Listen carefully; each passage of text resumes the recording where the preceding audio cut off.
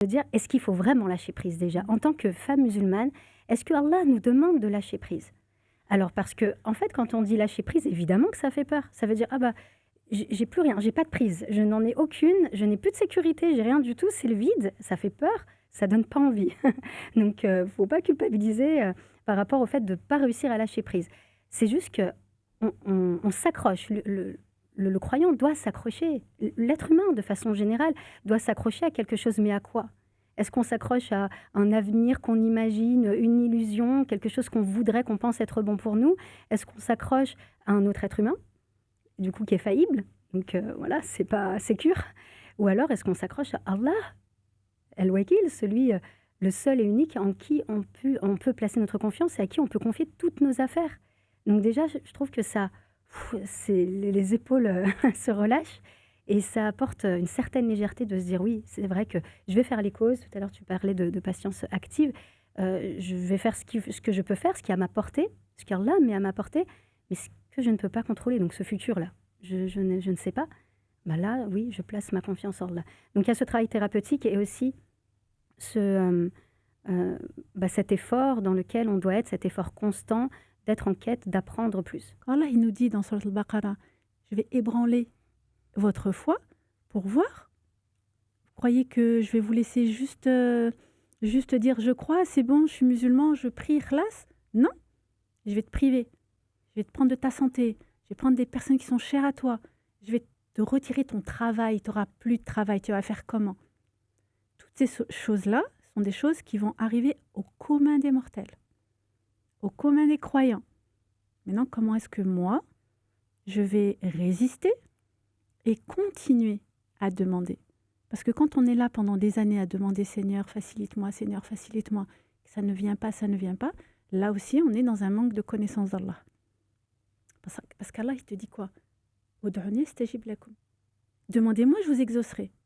Là, il ne dit pas je t'exaucerai, oui, peut-être demain, un jour. Non, il s'est imposé, tu me demandes, je t'exauce. Il n'y a pas, c'est je t'exauce. C'est-à-dire que chaque personne qui remplisse les conditions de l'invocation va voir son invocation exaucée. Maintenant, on va me dire, oui, j'ai demandé ça, mais je n'ai pas eu. C'est ce que j'allais te demander. Ouais. Là aussi, il faut connaître aussi de la connaissance, aussi. bien sûr. Ouais. C'est-à-dire que Allah subhanahu wa ta'ala, il te dit, je te donne. Tu me demandes, je te donne. Mais Allah, il connaît ta nature. Si tu lui dis, je veux gagner 50 000 euros par mois. Il sait comment tu es. Il sait que si il te donne du matériel, ça va le détourner du rappel d'Allah. Donc, qu'est-ce que Allah va faire? Et il te dit, je te donnerai son équivalent le jour où tu me rencontreras. Et puis se dire et être convaincu que dans l'épreuve, il s'agit d'un cadeau d'Allah subhanahu wa ta'ala. C'est une occasion de revenir et de dialoguer avec lui demander et être dans cette servitude d'Allah Azza wa Jal. Reconnaître que sans lui, je ne pourrais pas arriver. Je ne pourrais pas y arriver.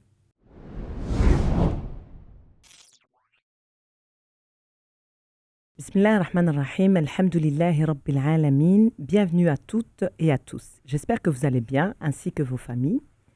Dans ce monde où tout va vite, où nos cœurs se dispersent et nos esprits s'épuisent, il devient essentiel de retrouver des espaces de sens. Ce podcast d'ailleurs est né de ce besoin, de celui de nourrir notre âme, d'apaiser nos pensées et de renouer avec notre spiritualité au quotidien. Bienvenue dans cet espace de réflexion, de douceur et de lumière intérieure. Aujourd'hui, nous allons parler de l'épreuve. Et pour cette émission, je reçois 3 invités. Dalila, salam alaikum. Alaykoum salam. Je n'ai plus besoin de présenter. En tout cas, bienvenue, marhaba. Barakallahu fik. Comment vas-tu? Alhamdulillah. Alhamdulillah. J'ai Hana, une nouvelle intervenante chez nous. Hana, est-ce que tu peux te présenter? Salam alaikum wa rahmatullahi wa barakatuh. Donc moi c'est Hana, transmettrice depuis quelques années au sein des mosquées, maman, et également diplômée de l'IESH Château-Chinon en sciences islamiques. J'ai également travaillé dans un centre de jeunes, une ASBL, une école de devoirs, où j'ai dû accompagner des adolescents. Et la plus belle expérience de ma vie en tout cas. et une spécificité bruxelloise. Bruxelloise. Bienvenue en tout cas dans notre famille, la Merci. famille. Et j'ai Sabah aussi. Salam alaikum Sabah, Wa comment alaykoum vas-tu? salam. Je vais bien, alhamdoulilah. Va bien, la famille, tout le Tout monde va va bien, bien? alhamdoulilah. Alors, est-ce que Barakallahu tu fik. peux te présenter aussi? Oui, bien sûr. Alors, moi, c'est Sabah. Je suis thérapeute en relation d'aide, praticienne en thérapie des schémas et hypnologue. Donc, j'interviens en libéral et aussi auprès d'associations, donc notamment des associations qui luttent contre les violences faites aux femmes et plus récemment pour accompagner sur le deuil auprès des musulmans. Pour ce retour. Alors aujourd'hui, nous allons parler de l'épreuve. On le sait, dire que l'épreuve est un chemin de transformation, c'est très beau en théorie, mais dans la réalité de notre quotidien, quand la fatigue, la peur ou la tristesse s'installent, c'est bien plus difficile à vivre. Et pourtant, c'est souvent au cœur même de ces moments d'incompréhension que quelque chose commence à changer doucement, secrètement en nous.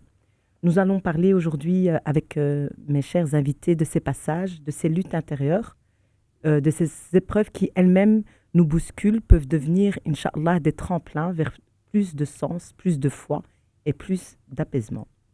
Alors pour commencer, mon petit tour de table, quand je vous dis épreuve, dis-moi un petit peu, je vais commencer par Dalila. Quand je te dis épreuve, qu'est-ce que qu'est-ce qui résonne en toi? Le prophète, alayhi salatu wassalam. Parce qu'il y a un passage qui me parle tout particulièrement, bien sûr, il y en a beaucoup, mais celui-là, il est particulier pour moi.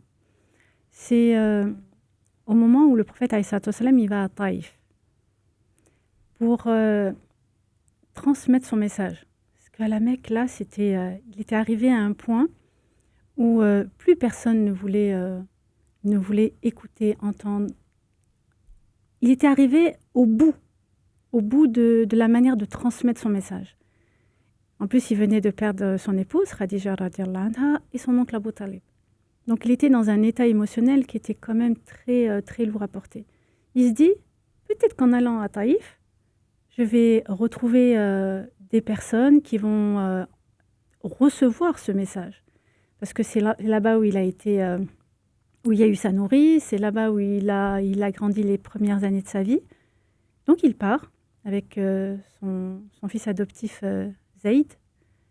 Et quand il arrive là-bas, il voit les notables, dont certains notables de la Mecque qui avaient un verger. Mais déjà, il transmet le message et tout de suite, il n'y a pas d'écoute. Et ces notables-là, ce qu'ils vont faire, c'est qu'ils vont pousser les enfants à le poursuivre, à le chasser. Donc, on lui lance des pierres, il court, il essaye, il est ensanglanté, hein, parce qu'il reçoit des pierres. Son fils adoptif, il essaye de le protéger, tant bien que mal, et il va se réfugier derrière un verger. Et à ce moment-là, qu'est-ce qu'il va faire le prophète alayhi salatu wassalam? Il va faire une invocation. Il ne va pas se plaindre, dire Allah, pourquoi tu m'infliges tout ça? Je viens de perdre mon épouse, mon oncle, mes soutiens, et maintenant encore, j'ai encore une autre épreuve qui est difficile, j'ai encore du rejet. Et là, c'est une invocation qui est magnifique, qui doit résonner dans le cœur de chacun d'entre nous.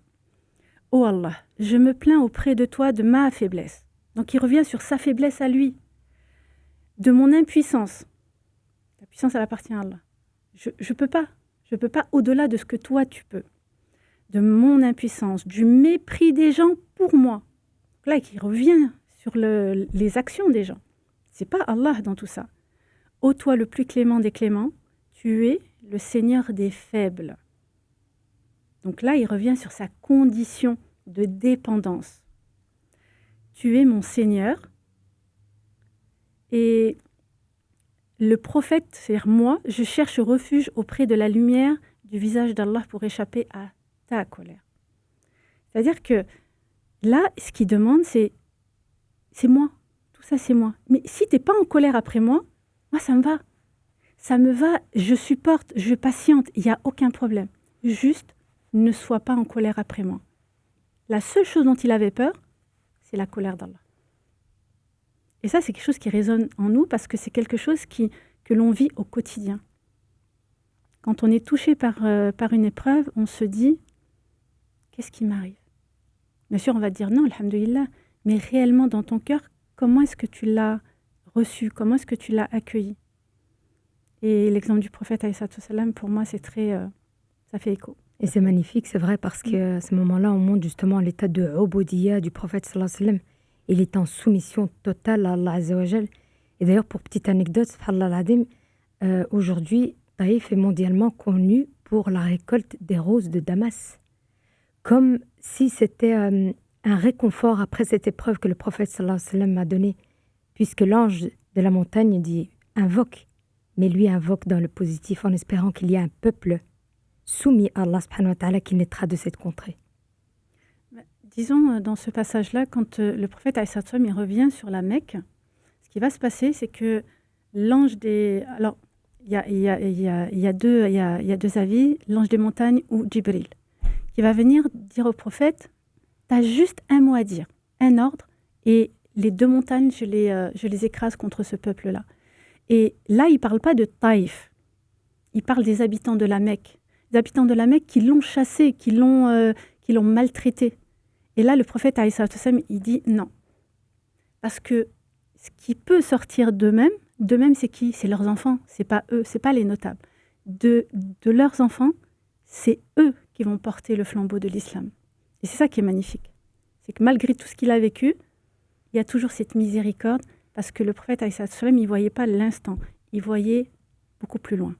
Oui, et ça résonne aussi du fait que tu te dis de l'épreuve naît, on en parlera peut-être sûrement plus tard, du positif. Bien sûr. En fait, que chaque épreuve... Oui, et puis même dans cet aspect-là, au départ, il va pour convaincre un peuple, mais finalement, c'est un adolescent qui va se convertir et se soumettre au message du prophète sallallahu alayhi wa sallam, Addas. Toi, Hannah, quand je te dis épreuve, qu'est-ce qui résonne en toi? Tu as choisi... Donc, Dalila nous a parlé du prophète Mohammed alayhi sallam. Pour ma part, en tout cas, je suis revenue au Coran. Dans la sourate Al-Mulk, Allah subhanahu wa ta'ala dit « Alladhi khalaqa al-mawta wal-hayata liyabluwakum ayyukum ahsanu amala » Celui qui a créé la mort et la vie afin de vous éprouver, et quiconque d'entre vous agira dans le bien, c'est lui le Tout-Puissant, le Tout-Miséricordieux. D'entrée de mise, Allah subhanahu wa ta'ala dit que la vie a été conçue intentionnellement pour t'éprouver. Et tu ne ressortiras pas d'une épreuve, sauf si la mort arrive. Donc l'épreuve, elle est là pour t'élever, pour te transformer, pour te transmettre un message. Autrement dit, un cadeau d'Allah subhanahu wa ta'ala. Sabah, quand je te dis épreuve, qu'est-ce qui, toi, résonne en toi? Ce qui résonne, c'est le réalignement et le rééquilibrage à l'intérieur. Parce qu'on sait que Allah nous a constitués de différentes parties déjà à l'intérieur et qu'on est en lutte constante déjà à l'intérieur et aussi des luttes à l'extérieur. Donc la vie, elle est faite d'épreuves. Quand on se réfère notamment à ce verset dans la sourate Al-Balad, لَقَدْ خَلَقْنَا الْإِنسَانَ فِي كَبَدٍ. Donc nous avons certes créé l'homme dans la lutte, pour une vie de lutte, de difficulté, d'adversité. Et donc déjà des luttes à l'intérieur, donc d'essayer de lutter contre ses passions, ses désirs, d'éduquer cet ego que l'on a, mais aussi des luttes à l'extérieur déjà de la naissance en réalité, et jusqu'à la mort et même au-delà. Et l'épreuve, elle est vraiment là pour... déjà quand on vit une épreuve, et avec du recul, quand on se rend compte parfois de la sagesse d'Allah, parce que c'est vrai que quand on est dans l'épreuve, on ne le réalise pas. Moi, je vois bien même dans mon métier, quand les femmes viennent me voir et qu'elles sont dans l'épreuve, c'est comme si elles étaient prises dans une tempête, tu vois. Il y a très peu de visibilité, pas de perspective au-delà de ça, c'est tout sombre, il y a des nuages. Et c'est vraiment après l'épreuve, donc quelques semaines, quelques mois, voire parfois quelques années plus tard, où quand on réalise ce que Allah nous a épargné, ce dont Allah nous a épargné, ce qu'il a mis sur notre chemin, sur cette voie, et qu'on se dit qu'il n'y avait pas d'autre moyen, en fait, pour parvenir à ce vers quoi on voulait parvenir. Parfois, c'est même des réponses à certaines invocations qu'on peut faire. Et ben, c'est là qu'on se rend compte de la sagesse et de la miséricorde d'Allah, et notre amour pour lui ne peut que grandir à ce moment-là où on le réalise. Donc c'est vraiment un moyen de pouvoir rééquilibrer à l'intérieur, là où on flanche vers des choses moins bonnes pour nous. Donc Dalila nous a parlé du parcours, tu as pris l'événement de Taïf avec Mohammed alayhi salatu wassalam. Hannah, toi tu as choisi le parcours du prophète Ayyub. Ayyub alayhi salam. Avec le sens de l'épreuve. Tout à fait. J'ai choisi donc le prophète Ayyub alayhi salam parce qu'à lui seul, il est une école de sabr, de patience et de rida d'Allah subhanahu wa ta'ala. Dans la formule qu'il va exposer auprès d'Allah subhanahu wa ta'ala, il dit dans la sourate Al-Anbiya, et Ayoub, quand il appela son Seigneur, le mal m'a touché, et tu es le plus miséricordieux des miséricordieux. La suite du verset, nous l'exaucâmes, nous lui enlevâmes le mal dont il souffrait, et nous lui rendîmes sa famille, avec autant encore par miséricorde venant de nous et en rappel pour les adorateurs. Ayoub alayhi salam va utiliser un mot qui va venir regrouper un mal psychique et physique, al-dhurr. Dans certaines traditions, on va retrouver qu'il était atteint de maladies de la peau, de maladies de lèpre. On retrouve cela dans les Israéliyettes. Mais dans le Coran, Allah Azza wa Jal va symboliser ce mal par al-dhurr. Et à la suite du verset, il ne demande pas à Allah subhanahu wa ta'ala de le guérir. Bien au contraire. Il va l'invoquer avec ses plus beaux noms, Anta arhamur rahimin. Ça veut dire que ce mal qui m'a touché, elle vient que de par ta miséricorde. Et je sais que tu vas témoigner de mon état par miséricorde. Il y a une éloge qui est faite auprès d'Allah subhanahu wa ta'ala. Il y a un adab lorsqu'il s'adresse à Allah azza wa jal. Il ne se plaint pas, il ne répète pas, il expose. Il expose ce mal. Et là on voit que c'est un langage du cœur qui est très profond et la douceur du tawakkul dans lequel Ayoub alayhi salam vit. Et au moment, subhanallah al-azim, où il fait cette invocation sincère, Allah subhanahu wa ta'ala, il dit « Fastajabna lahu » dans la particule « fa », l'immédiateté. C'est un effet immédiat. Donc Allah subhanahu wa ta'ala exauce et il lui fait... il le reconnaît en tout cas dans sa faiblesse. Et subhanallah al-azim, dans la formule d'immédiateté, Allah subhanahu wa ta'ala va lui donner tout ce qu'il avait perdu avant son épreuve. Sabah, au niveau du parcours, tu as choisi quel prophète? Le prophète Youssouf, alayhi salam. C'est un beau récit, hein, c'est un des plus connus et souvent un des préférés de beaucoup de personnes. Et puis il a une particularité, c'est que le récit du prophète Youssouf est dans une sourate qui a son nom, sourate Youssouf. Et alors déjà, juste quand on regarde avec du recul comment est faite la sourate, et puis ensuite évidemment le texte et ce qu'on nous raconte des épreuves qu'a vécu le prophète Youssouf, alayhi salam, c'est magnifique. Déjà, ça commence par un rêve que le prophète Youssouf a fait, alayhi salam, qu'il raconte à son père. Un rêve prophétique, prémonitoire, parce que Allah a donné la compétence, le don au prophète Youssouf d'interpréter les rêves. Et dans ce rêve, donc le prophète Youssouf, on sait qu'il voit la lune, le soleil et 11 astres, 11 étoiles se prosterner devant lui.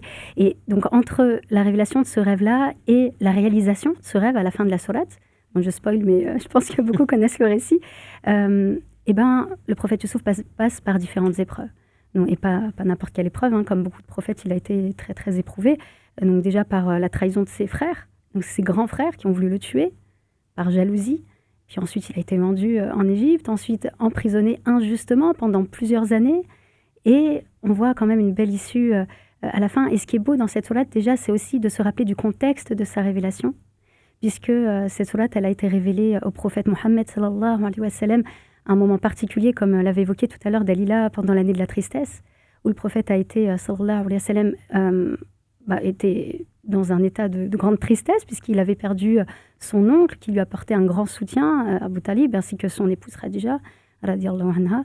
Et donc, Allah lui a envoyé lui a révélé cette sourate, comme pour lui apporter un certain réconfort, pour le rassurer aussi. Et je trouve que c'est un beau cadeau, du coup, qu'il nous offre, puisque on a différentes sourates comme ça, auxquelles on peut se référer quand on est éprouvé et qu'on est dans cet état aussi de tristesse, parfois même de désespoir.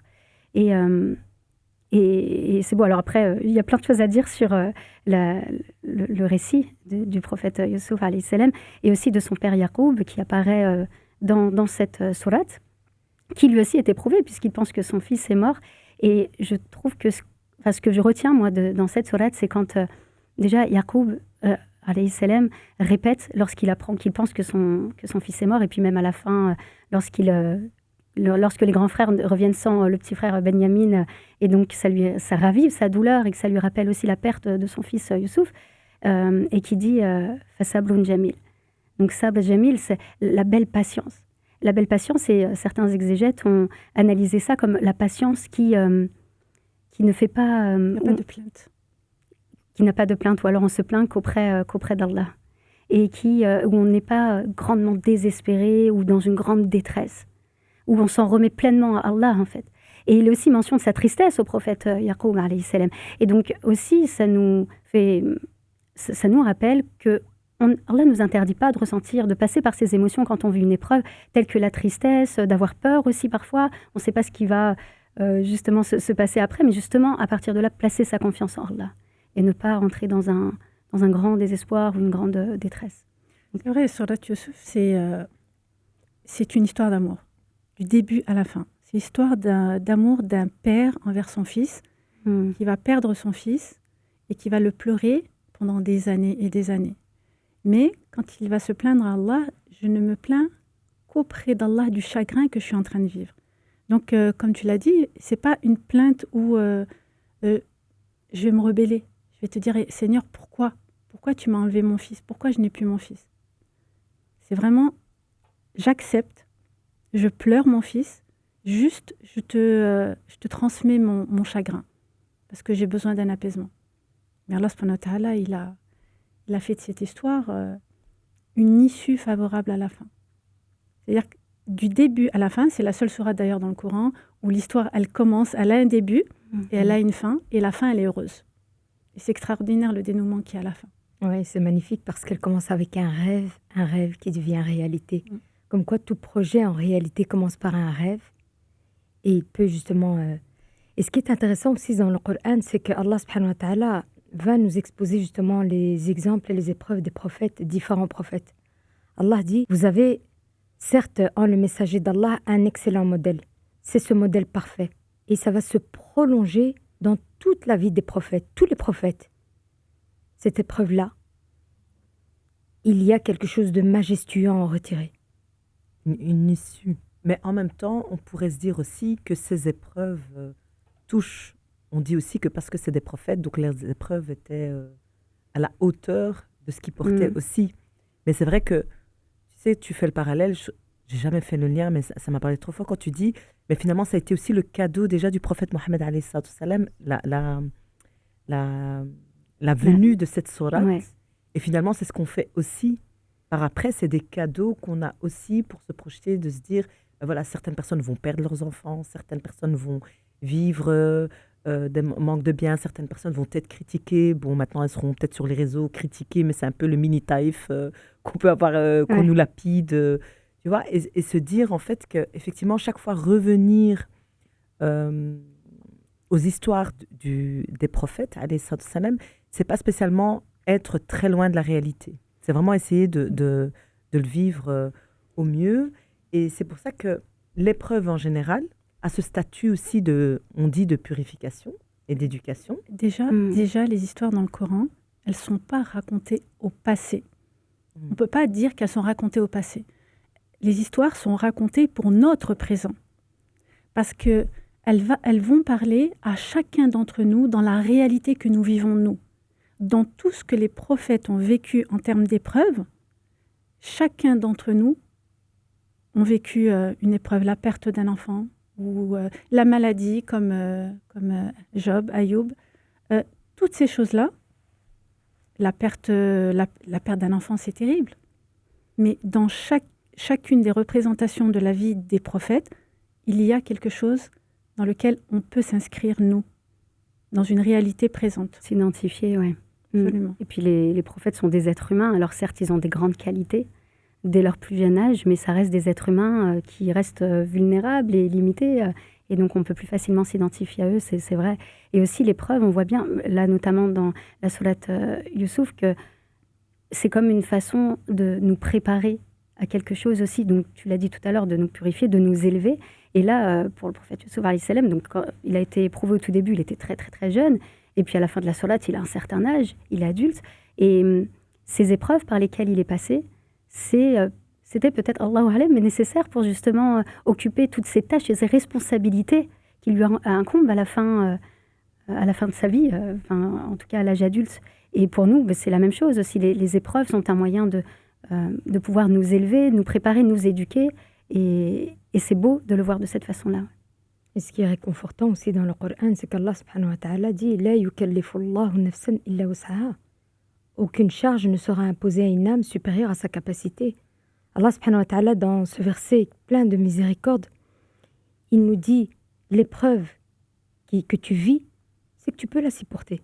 C'est que tu as la capacité, tu as cette foi, tu as cette lumière nécessaire pour la traverser. » Autrement dit, dans ce verset, Allah fait l'éloge de ton âme, de ta potentialité, de tes capacités.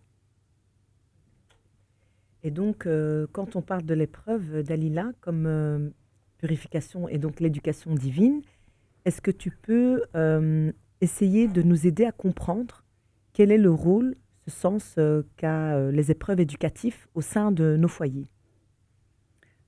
Déjà en tant que croyant adulte, on doit comprendre déjà le sens de l'épreuve. Si on ne comprend pas le sens de l'épreuve, forcément, on va pas la supporter.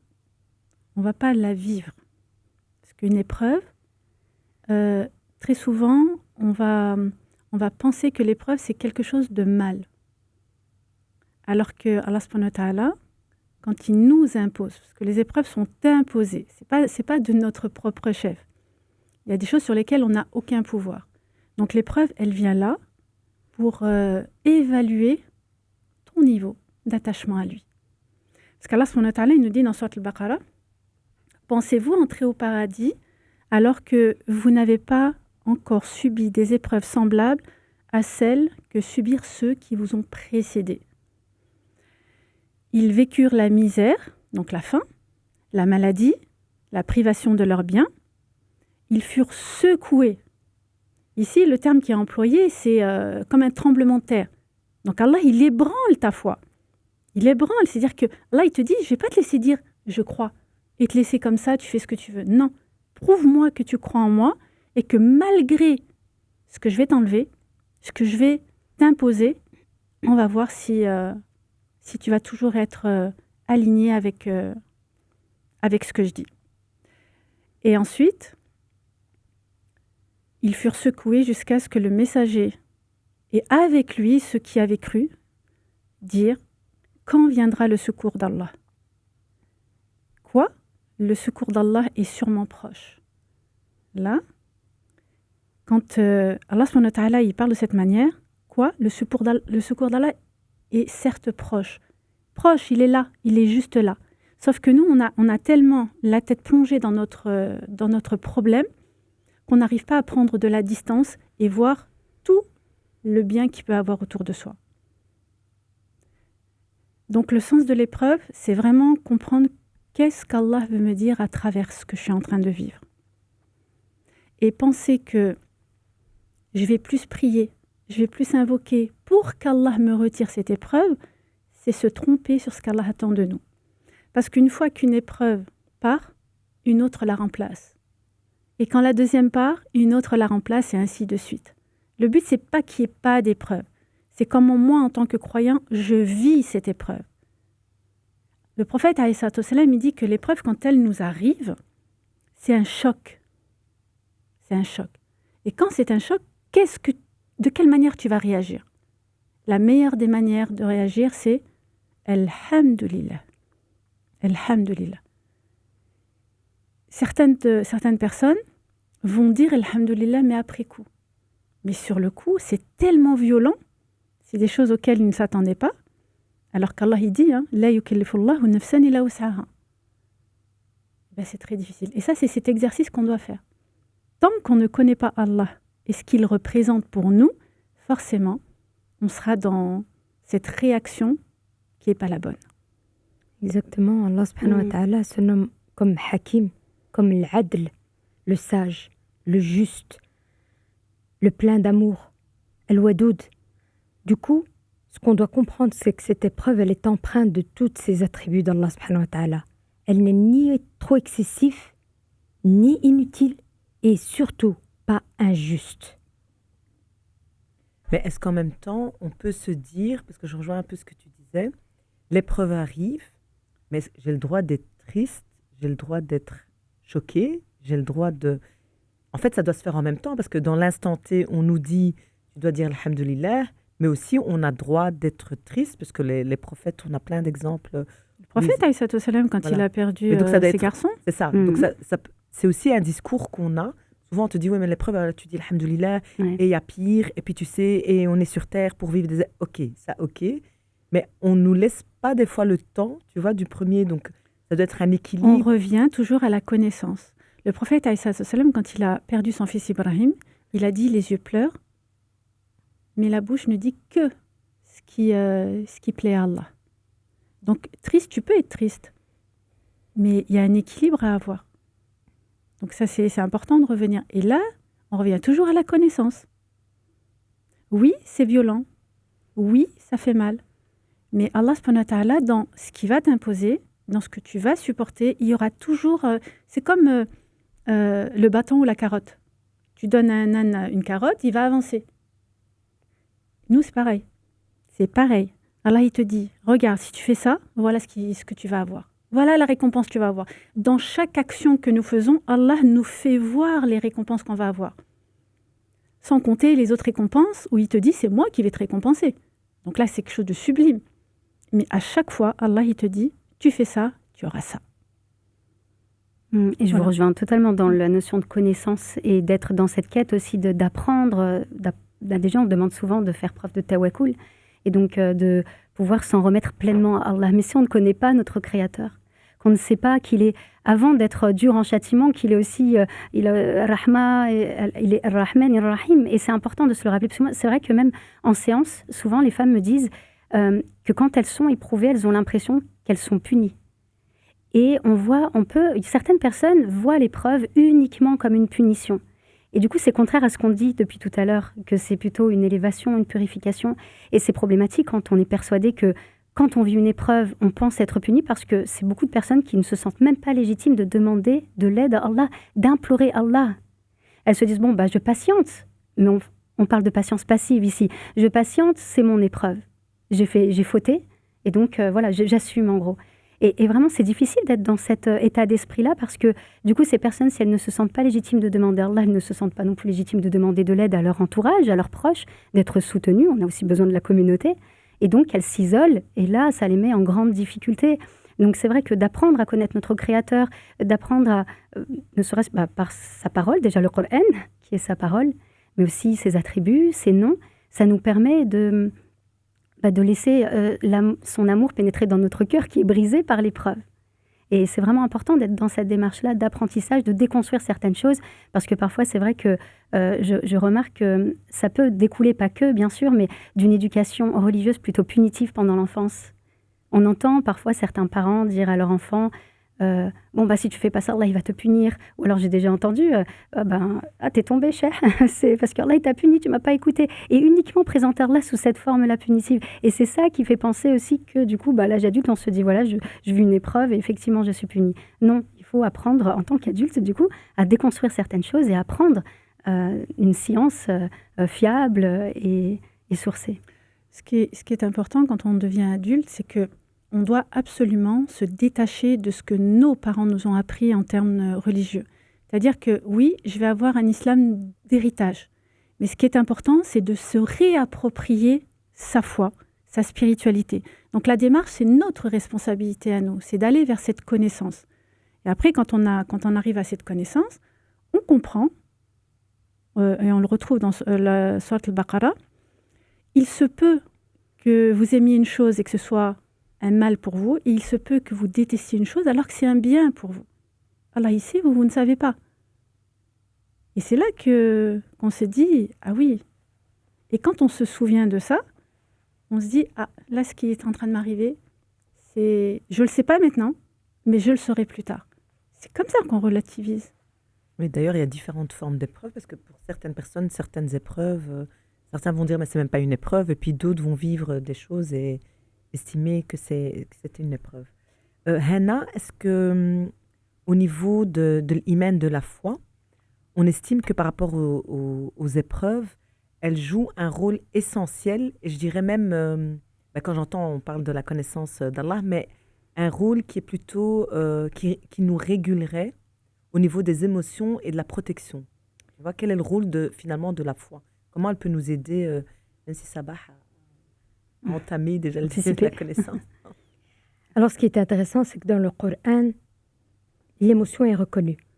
L'émotion, elle est reconnue, elle est encadrée, elle est accueillie et elle te permet même de la transformer en une force.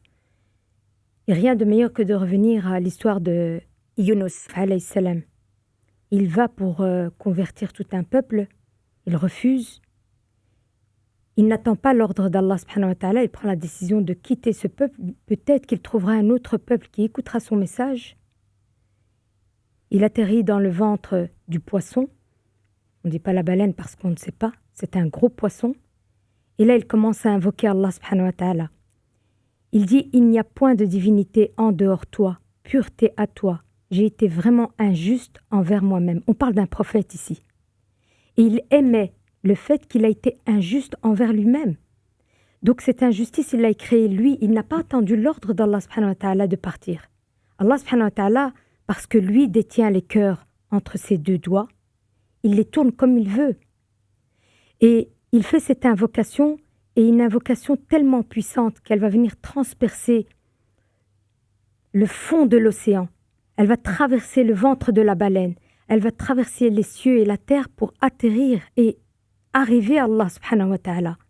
Et Allah azza wa jal va le délivrer et va le mettre sur une terre. Et quand il revient justement chez ces personnes qu'il avait abandonnées, il les a retrouvés tous quasi reconvertis au message. Allah subhanahu wa ta'ala reconnaît donc que l'homme est créé et il va agir dans la précipitation. On ne va pas laisser les émotions descendre. Et ces histoires-là, justement, elles viennent nous montrer l'exemple de comment doit-on se comporter face à l'épreuve et face à des choses parfois qu'on ne comprend pas là dans l'immédiat, mais dont Allah subhanahu wa ta'ala nous révélera justement la sagesse de ce que je viens de vivre. On développe la patience aussi, tu vois, à travers toute cette forme de patience. Et puis, comme tu disais, la patience, donc, que Yacoub. Ah, la patience est belle, Jamil, ouais. Trop beau. Ouais. C'est pas parce que souvent on nous parle de sabre. Je sais pas si on peut en parler aussi, tu vois. Avec l'épreuve d'Alila, on nous dit les sabres, mais quelle forme de sabre, quelle forme de patience. Et déjà, on peut pas parler d'épreuve sans patience. La patience, elle est obligatoire. Tu dois patienter. Mais tu dois patienter comment? Allah, il t'a donné des outils pour patienter. Qiyam al-Layl, les invocations. Tu fais des sadaqas. Tu essayes d'être au plus proche de l'action. Et à partir de là, au-delà de la patience, on a la persévérance aussi. La persévérance, c'est quand l'épreuve, elle dure.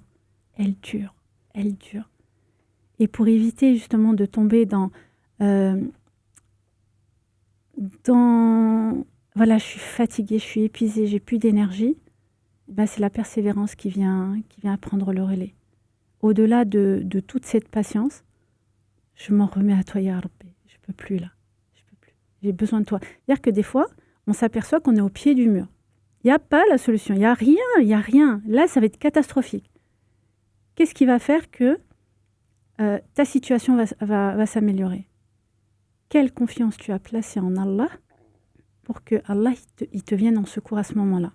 Quand on prend l'exemple de Hajar, Hajar, c'est magnifique. Ibrahim, il l'emmène à la Mecque. Donc, ils sont sur le chemin. Et à ce moment-là, il lui dit pas, je vais t'emmener à la Mecque, je vais t'abandonner là-bas. Et elle lui dit, est-ce que c'est Allah qui t'a dit de nous emmener? Elle lui répète plusieurs fois. Et quand il lui dit oui, il dit alors il ne nous abandonnera pas. Ils arrivent à la Mecque, il les laisse à la Mecque. Et à ce moment-là, elle sait qu'Allah va pas les abandonner. Ismaël, il est bébé. Le soleil, il tape. Et elle monte entre Safa et Marwa pour voir s'il n'y a pas des gens une caravane qui va passer pour les sauver. Rien. Elle fait les va-et-vient. Donc, à un moment donné, elle va s'arrêter et Là, bien sûr, l'ange Gabriel arrive et il fait jaillir l'eau de Zamzam. Elle a une confiance totale et aveugle auprès d'Allah subhanahu wa ta'ala. Cette confiance-là a donné une issue favorable. À ce moment-là, au moment où il n'y avait rien, il n'y avait plus rien. Il n'y avait rien, tu es le désert et tu meurs. Mais ce que son cœur, le ressenti qu'elle a eu, toute cette confiance qui émanait d'elle, a fait qu'Allah lui a apporté la solution. Une confiance travaillée bien en amont. Parce Absolument. que Oui, je c'est prends vrai. mon cas, Safa Marwa, déjà sous Zerko, c'était déjà assez compliqué. Je veux dire, c'est pas au moment même où tu as ton mari qui te dit. Non, ça se travaille, évidemment. Ouais, c'est ça. Ouais. Ça C'est se la travaille. confiance Ouais. en amont qui a fait que peut-être, finalement, tout le travail d'une vie, au moment d'une grande épreuve comme tu parlais du tawakkul, c'est vraiment ça. Tu te dis. Et en plus, ce qui est très beau aussi, c'est que elle demande pas la réponse à son mari. Elle vraiment lui dit si c'est Allah. Mm. Donc, c'est même pas est-ce que toi, tu as ramené de l'eau, est-ce que tu sais où on va. Non, c'est toi, c'est tout. Toi, tu n'es qu'un outil, un vecteur. Si tu m'assures que Allah subhanahu wa ta'ala, et c'est vrai que c'est la confiance en amont, en fait. Au début de la révélation, Allah subhanahu wa ta'ala, il avait imposé les prières de nuit à tout le monde.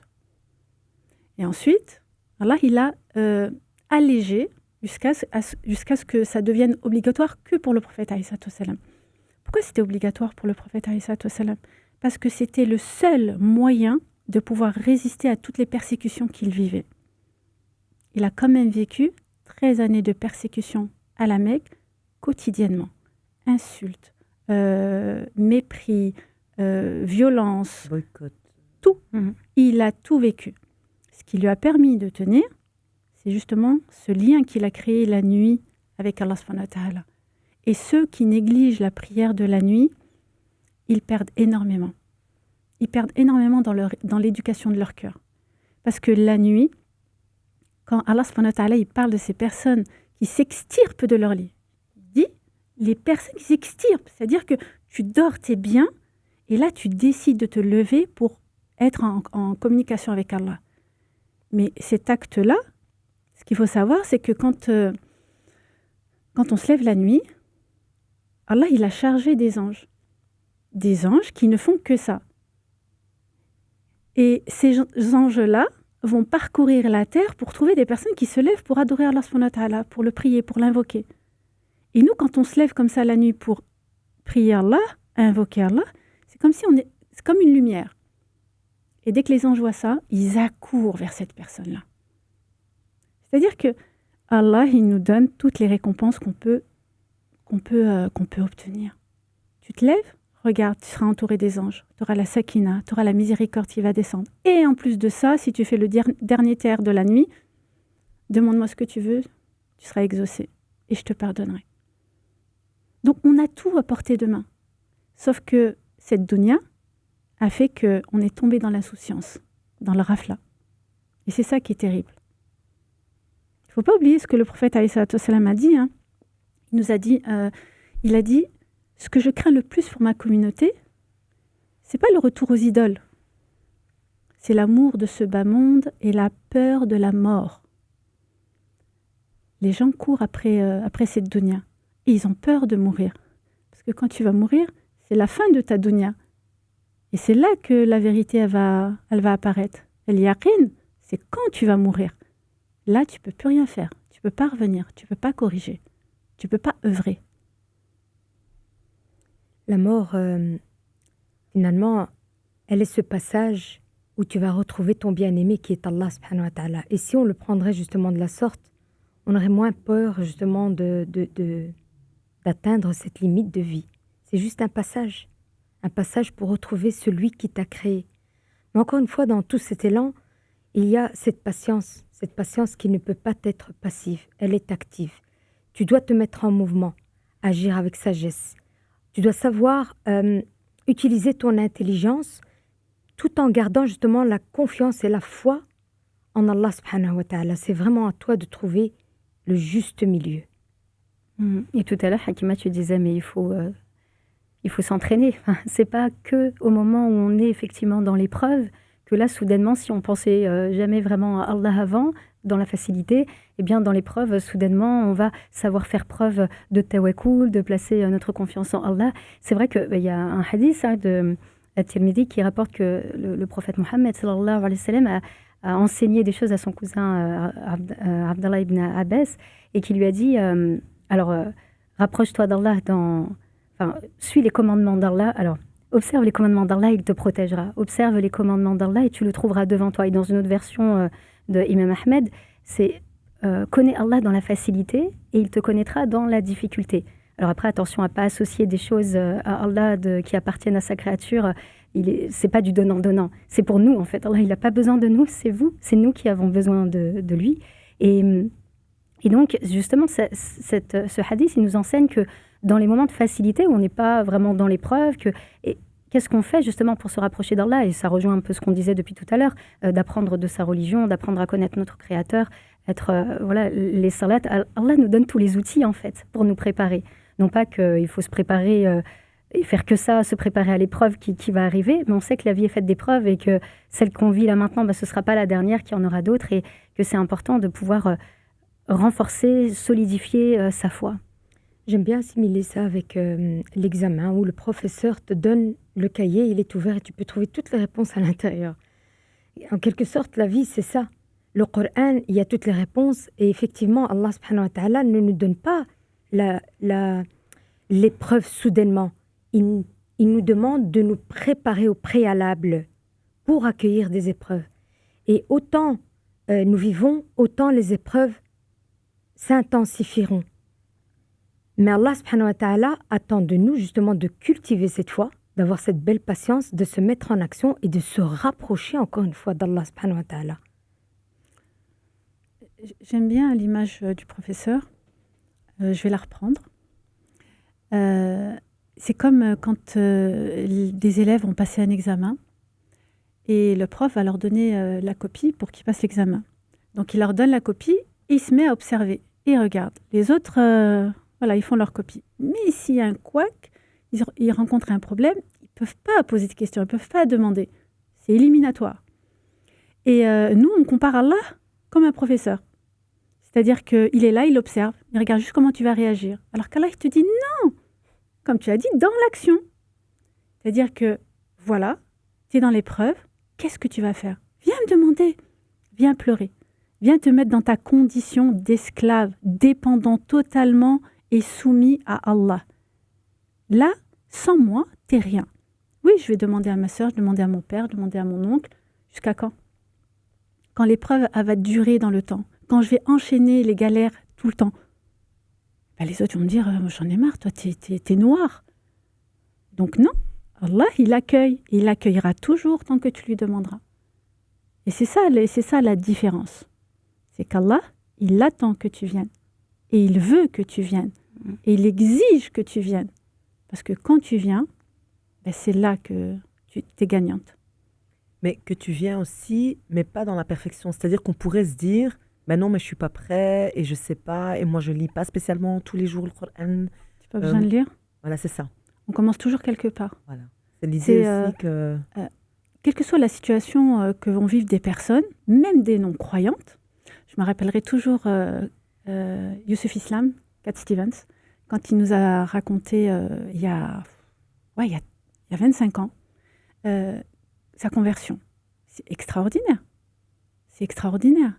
Elle est survenue, son questionnement est survenu après une épreuve où il a failli se noyer. Et à ce moment-là, il était en quête. Et parce que quand il allait se noyer, il a dit si jamais je ressors vivant, je te chercherai, en parlant de Dieu. Et quand il a été sauvé, il a cherché. Il a cherché partout, chrétien, tout. Il est tombé sur l'islam, il a dit c'est ça. Il a dit c'est ça. Donc les épreuves sont là pour nous envoyer un message, pour nous réveiller. Tout simplement, il faut savoir lire et décrypter les messages d'Allah. Ouais, et quand tu dis les épreuves sont là pour nous éveiller, vous avez toutes les deux utilisé la métaphore de de l'enseignement, j'y vais. Moi aussi, je vais utiliser une métaphore de l'école, parce que c'est vrai que je l'ai déjà utilisé, cette métaphore, quand je discutais avec une femme que j'accompagne, où effectivement, les épreuves, on peut les voir un peu comme des examens. Alors, je ne sais pas trop comment c'est fait en Belgique, mais en France, on a le collège, et puis à l'issue du collège, on passe le brevet des collèges, ensuite le lycée, et puis à 18 ans à peu près, on passe le baccalauréat. Et donc, il y a des examens entre ça, entre toutes ces années-là, avant ces gros examens. Et les épreuves, de les voir vraiment comme justement ces petits examens, comme un enseignant qui va faire un contrôle surprise, un devoir noté sur 10 pour un peu évaluer les acquis, les compétences. Quand on est largement en dessous de la moyenne, on se dit « oulala, j'ai du boulot, il va falloir que je révise, que j'apprenne, que je retienne ». Et l'épreuve, c'est un peu ça, c'est des moyens de mettre à profit toutes les compétences qu'Allah a mis en nous et de voir un peu, de réguler où on en est pour se préparer à l'épreuve ultime, en fait, Yawm el-Qiyamah. Et ces petites épreuves nous permettent un peu de pouvoir, comme je le disais au tout début, réajuster et faire preuve de mettre en avant toutes ces compétences qui sont la quête de sens, de pouvoir se dépasser, faire preuve de résilience, de pouvoir comprendre les choses, de combattre. Et c'est propre à l'être humain, nous qui sommes doués de raison et qui nous différencions en ça des autres créatures d'Allah. Donc c'est limite propre à la dignité de l'être humain que de vivre des épreuves. Et c'est vrai que l'épreuve, c'est aussi un régulateur. Quand on vit des épreuves, on sait où on en est. On se remet à sa juste place. Je parle personnellement, une épreuve à chaque fois, c'est OK. On devient humble aussi. C'est une humilité. Ouais. Et finalement, c'est un super thermomètre parce que tu te dis, OK, ça va, là je suis comme ça, là je suis comme ça permet de réguler. Alors Sabah, Hakima est connue pour les outils, les astuces et les tips. Qu'est-ce que tu peux nous proposer pour intégrer, j'imagine avec tes témoignages de patientes aussi, tu as des clientes, ouais. Moi je parle de clientes dans mon accompagnement. Voilà, en accompagnement, clientes, patientes. Qu'est-ce qu'on pourrait appliquer au quotidien pour mieux gérer notre manière de vivre des épreuves? C'est dur de répondre. Pas des consultations, oui. Après pas tout nous ce qu'on faire a des dit en consultations. plus, oui, bien sûr. Mais tu vois, vraiment des choses qu'on pourrait se dire, vous en avez discuté, la connaissance, etc. Mais des petits trucs qui reviennent souvent et tu te dis, tiens, ça, c'est vraiment, ça serait indispensable. Pour surmonter l'épreuve, tu veux dire. Après, c'est souvent en séance, c'est un double travail à faire en tant que musulman. Donc, il y a le côté effectivement thérapeutique, psychique, parce qu'il y a certaines personnes qui, par rapport aux expériences qu'elles ont vécues, l'environnement dans lequel elles ont grandi étant enfants, voilà, on part pas tous à égalité en fonction de ça. Et donc, il y a ce travail déjà à faire. Parce que des fois, il y a des femmes qui me disent, on me demande souvent de lâcher prise et je sais qu'il faut que je fasse preuve de tawakkul, je sais qu'il faut que je place ma confiance en Allah, mais j'y arrive pas. Je sais pas lâcher prise parce qu'elles sont dans un mécanisme où elles ont besoin de contrôler les choses, de tout planifier, d'être hyperactives comme ça parce que ça les rassure et c'est comme ça qu'elles ont construit une certaine sécurité dont elles ont manqué étant enfants, par exemple. Et du coup, c'est vrai que, alors déjà, moi, ce que j'aimerais bien rebondir sur le terme lâcher prise. Ouais. De dire, est-ce qu'il faut vraiment lâcher prise déjà? En tant que femme musulmane, est-ce que Allah nous demande de lâcher prise? Alors, parce que, en fait, quand on dit lâcher prise, évidemment que ça fait peur. Ça veut dire, j'ai plus rien, j'ai pas de prise, je n'en ai aucune, je n'ai plus de sécurité, j'ai rien du tout, c'est le vide, ça fait peur, ça donne pas envie. Donc, faut pas culpabiliser par rapport au fait de pas réussir à lâcher prise. C'est juste que on s'accroche. Le croyant doit s'accrocher. L'être humain, de façon générale, doit s'accrocher à quelque chose, mais à quoi? Est-ce qu'on s'accroche à un avenir qu'on imagine, une illusion, quelque chose qu'on voudrait, qu'on pense être bon pour nous? Est-ce qu'on s'accroche à un autre être humain, du coup qui est faillible? Donc voilà, c'est pas sécure. Ou alors est-ce qu'on s'accroche à Allah, El-Wakil, celui, le seul et unique en qui on peut placer notre confiance et à qui on peut confier toutes nos affaires? Donc déjà, je trouve que ça, les épaules se relâchent. Et ça apporte une certaine légèreté de se dire, oui, c'est vrai que je vais faire les causes. Tout à l'heure, tu parlais de patience active. Je vais faire ce que je peux faire, ce qui est à ma portée, ce qu'Allah met à ma portée, mais ce que je ne peux pas contrôler. Donc ce futur-là, je ne sais pas. Là, oui, je place ma confiance en Allah. Donc il y a ce travail thérapeutique et aussi cet effort dans lequel on doit être, cet effort constant d'être en quête d'apprendre plus. Tawakkul. On entend tawakkul. Alors, qui se lance C'est quoi le tawakkul? Peut-être déjà revenir à Allah subhanahu wa ta'ala, huwa al-wakil. C'est à partir du moment où est-ce que tu décides de t'abandonner entre ses mains tout en mettant les causes. Mais tu es convaincu, sans aucun doute, que tu es entre ses mains. Comment? Comment? C'est ça, c'est comment? Parce que c'est facile de dire le tawakkul et confiance en Allah, lâche tout, franchement, t'inquiète pas. Comment? Concrètement, comment? C'est ça dont ont besoin les personnes. C'est comment? Donne-moi, s'il te plaît, parce que j'arrive pas à matérialiser ce tawakkul. Moi, je pense, Wallahu a'lam, Allah subhanahu wa ta'ala nous donne le Coran. Alors très certainement, dans le début du cheminement, on n'a pas cette facilité à aller vers le Coran. Mais il n'y a pas que ça. Il y a aussi le livre déployé, qui est la création.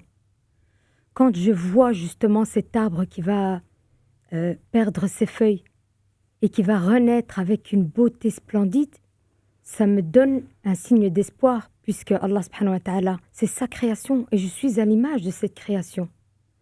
Donc, méditer au sein de la création, revenir au Coran, c'est l'une des sources principales pour justement se parer face aux épreuves. Wallahu a'lam. Quand on est dans l'épreuve, dans la difficulté, l'objectif, ce qu'attend Allah subhanahu wa ta'ala de nous, c'est de nous en remettre à lui. C'est ça le tawakkul, c'est de s'en remettre à lui. Maintenant, comment est-ce qu'on fait pour s'en remettre à lui? Ibn Atallah Sakandari nous dit quoi? Il se peut qu'Allah te donne pour te priver, et il se peut qu'Allah te prive pour te donner. Il se peut qu'Allah te donne pour te priver. Il te donne matériellement, mais il va te priver de quoi? De sa proximité. Il se peut qu'Allah te prive matériellement pour te donner quoi? Te donner sa proximité. C'est-à-dire qu'ici, Allah il t'invite à travers l'épreuve à taper à la porte du roi, à celui qui est là constamment et qui attend que tu viennes lui dire « Seigneur, j'ai besoin de toi. Sans toi, je ne peux absolument rien. Je ne suis rien sans toi. J'ai besoin que tu apaises. » C'est ça, c'est qu'est-ce que je demande à Allah? Allah, retire-moi cette épreuve. Allah, facilite-moi cette épreuve. Si c'est un bien pour moi, alors je suis dans l'acceptation. Et je sais que tu ne me donneras que ce qui est bon. Être dans l'acceptation, c'est être déjà dans le lâcher-prise, comme on peut dire. J'accepte. Le tawakkul, c'est j'accepte ce qui va m'arriver. J'ai confiance totalement en ce que tu vas m'apporter, au résultat qui va aboutir après cette épreuve. Par rapport au tawakkul, tu veux rajouter Ouais, vous avez dit, tabarakallah, déjà des belles choses. Et c'est vrai que pour illustrer ce que tu dis, toi, Dalila, tout à l'heure, je parlais du prophète Youssouf, alayhi salam. Et c'est ça, en fait, on connaît l'issue. Donc, comme tu disais, c'est un des récits où il y a un beau dénouement. Et il n'en a pas connaissance, vraiment, le prophète Youssouf, alayhi salam, au moment où il est dans l'épreuve. Et tout de même, il place sa confiance en Allah, il fait preuve de sagesse, de patience en tout temps. Et effectivement, ça montre combien la récompense est encore plus... Alors, il y a c'est un verset du Coran ou un hadith, je ne sais pas si tu as ça, mais que voilà, la récompense est grande pour les endurants. J'ai plus le terme, le texte exact. Mais en tout cas, ça l'illustre bien. Ouais. Sinon, voilà, je n'ai pas d'autres choses à rajouter sur le tawakkul. Et ce qui est aussi majestueux, c'est qu'Allah subhanahu wa ta'ala, dans le Coran, il va caractériser ces personnes qui agissent de belle patience, de persévérance et dans la résilience comme al-muttaqin. On va les retrouver dans la sourate Baqara. Donc, ils ont une caractéristique propre, ils ont un nom propre, porteur et illustrant en tout cas cette patience et cette persévérance dans leur épreuve. Dalila, justement, je rebondis, la résilience. Quand on parle de résilience, quelle serait la différence entre patience et résilience? La résilience, c'est vraiment prendre conscience de l'état dans lequel on est, de difficultés, de malheur, parce que c'est malheur, et on décide de prendre un autre chemin que d'emprunter ce chemin dans lequel on va être dans... d'être dans la résignation. Le but, c'est pas d'être résigné. C'est comment est-ce que moi, je vais actionner des leviers pour pouvoir faire autrement et avancer malgré l'épreuve. Ça, c'est important. Et ce qui peut faire preuve aussi de résilience, c'est d'être au service des personnes qui sont dans un besoin, qui sont dans un mal. Parce que quand on aide les autres, on arrive à relativiser le malheur dans lequel on est et on avance mieux. Parce que rester chez soi et être constamment en train de se dire voilà ce qui m'arrive, comment je vais faire pour surmonter tout ça, être avec les autres qui sont beaucoup plus dans le malheur, eh bien ça permet aussi de faire preuve de résilience. Sabah, la résilience. Oui, la résilience, après il y a différentes définitions, effectivement, d'un point de vue purement thérapeutique, c'est le fait de surmonter, enfin, de continuer à avancer malgré les chocs, malgré les coups, et en tant que croyant, du coup, malgré les épreuves. Et le croyant qui, avec tout ce qu'on a dit et avec si on fait tout ce que Allah nous demande de faire, le croyant, c'est la définition même de la résilience, je trouve. C'est le fait d'accepter, en fait, d'être dans l'acceptation de l'épreuve. De ne pas... Alors, la sagesse, elle appartient là. Des fois, on n'a pas la réponse. On se dit, je sais qu'il y a une sagesse derrière mon épreuve, mais pour l'instant, je ne sais pas. J'avance un peu à l'aveugle, mais j'ai confiance. Et c'est cette capacité d'être actif, en fait, de ne pas être dans cette patience passive dont on parlait tout à l'heure, surtout si on est convaincu que l'épreuve, c'est notre punition, etc. Mais de se dire, bon, qu'est-ce que je peux faire là pour m'en sortir? Est-ce que... alors, je demande à Allah, bien entendu, avant toute chose. Peut-être que je vais me lever la nuit pour prier. Je vais lire plus le Coran. Je vais apprendre plus d'Allah, mais aussi pas rester seul, parce qu'on est des êtres sociaux. On a aussi besoin des autres pour nous épanouir et on a besoin de la communauté pour avancer ensemble. Donc, aller chercher de l'aide, même ailleurs, s'il faut, et c'est indispensable, parce que le fait de s'isoler, c'est dur. Même si on place pleinement notre confiance en Allah, on a aussi ce besoin d'interaction avec les autres êtres humains. Et être dans l'épreuve, comme tu l'as dit, c'est marcher à l'aveugle. Et c'est exactement ça. C'est-à-dire que quand on marche à l'aveugle durant l'épreuve, parce qu'on ne sait pas quelle va être l'issue, à quel moment ça va se débloquer, est-ce que ça va s'arrêter, est-ce que... Vraiment, on marche à l'aveugle. Et c'est ça qui va déterminer notre niveau de foi. Quand Allah, il nous dit dans Sourate Al-Baqarah, je vais ébranler votre foi pour voir. Vous croyez que je vais vous laisser juste dire je crois, c'est bon, je suis musulman, je prie, ikhlas? Non, je vais te priver. Je vais te prendre de ta santé. Je vais prendre des personnes qui sont chères à toi. Je vais te retirer ton travail. Tu n'auras plus de travail. Tu vas faire comment? Toutes ces choses-là sont des choses qui vont arriver au commun des mortels, au commun des croyants. Maintenant, comment est-ce que moi, je vais résister et continuer à demander? Parce que quand on est là pendant des années à demander « Seigneur, facilite-moi, que ça ne vient pas, là aussi, on est dans un manque de connaissance d'Allah. Parce qu'Allah, il te dit quoi? Ud'uni astajib lakum. Demandez-moi, je vous exaucerai. Là, il ne dit pas « je t'exaucerai, oui, peut-être demain, un jour ». Non, il s'est imposé, tu me demandes, je t'exauce. Il n'y a pas... c'est « je t'exauce ». C'est-à-dire que chaque personne qui remplisse les conditions de l'invocation va voir son invocation exaucée. Maintenant, on va me dire « oui, j'ai demandé ça, mais je n'ai pas eu ». C'est ce que j'allais te demander. Là aussi, il faut connaître aussi la connaissance, aussi. Bien sûr. Ouais. C'est-à-dire que Allah subhanahu wa ta'ala, il te dit « je te donne ». Tu me demandes, je te donne. Mais Allah, il connaît ta nature. Si tu lui dis « je veux gagner 50 000 euros par mois », il sait comment tu es. Il sait que si il te donne du matériel, ça va le détourner du rappel d'Allah. Donc, qu'est-ce que Allah va faire? Et il te dit, je te donnerai son équivalent le jour où tu me rencontreras. Son équivalent. Donc, c'est important de bien comprendre que quand on demande, c'est exaucé. Mais dans la manière dont ça va être exaucé, Allah prend en compte ta nature, qui tu es et ce que ça va te procurer. Parce qu'Allah, il va te donner que ce qui est bon pour toi. Forcément. Il ne va pas dire, oui, je vais te donner, alors qu'il sait que ça va te causer un mal, que ça va te causer un tort. Ça, il faut avoir non seulement le tawakkul, mais aussi une sagesse. Parce qu'on pourrait se dire, alors, j'arrête de demander. Il y en a beaucoup qui disent d'arrêter de demander. J'arrête de demander parce que ça fait 10 ans, 15 ans, 5 ans.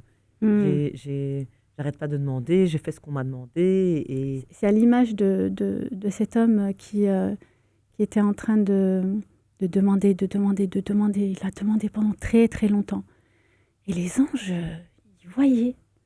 Et ils sont partis voir Allah subhanahu wa ta'ala, ils ont dit, ton serviteur n'arrête pas de te demander, ça fait des années, et il n'est pas exaucé.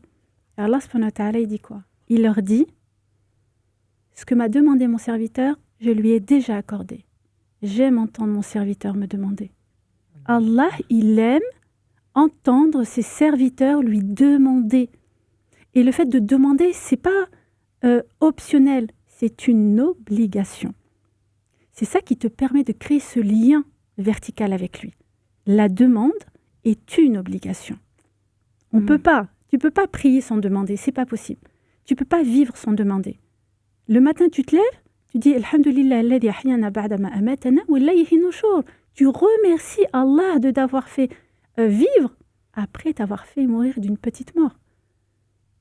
Donc ta vie est conditionnée par le rappel d'Allah, bien sûr, par la demande. Oui, barakallahu fi, c'est important ce que tu dis, parce que c'est vrai, comme je disais tout à l'heure, on attribue des caractéristiques à Allah qui est propre à l'être humain. Et notamment, ça, la demande, de demander, de persister dans la demande. Et il y a des personnes qui vont penser peut-être que, oui, mais j'ai beaucoup demandé, c'est bon, comme si Allah allait se lasser. Mais Allah, il ne se lasse pas.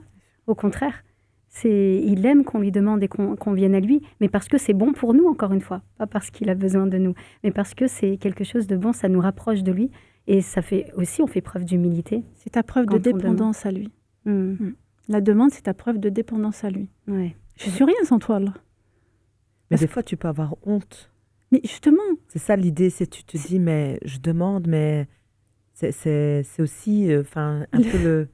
Le prophète, alayhi salatu wassalam, il a dit, ne cessez de demander. Demandez, demandez, demandez. Ne serait-ce demander qu'Allah vous aide à lasser vos chaussures.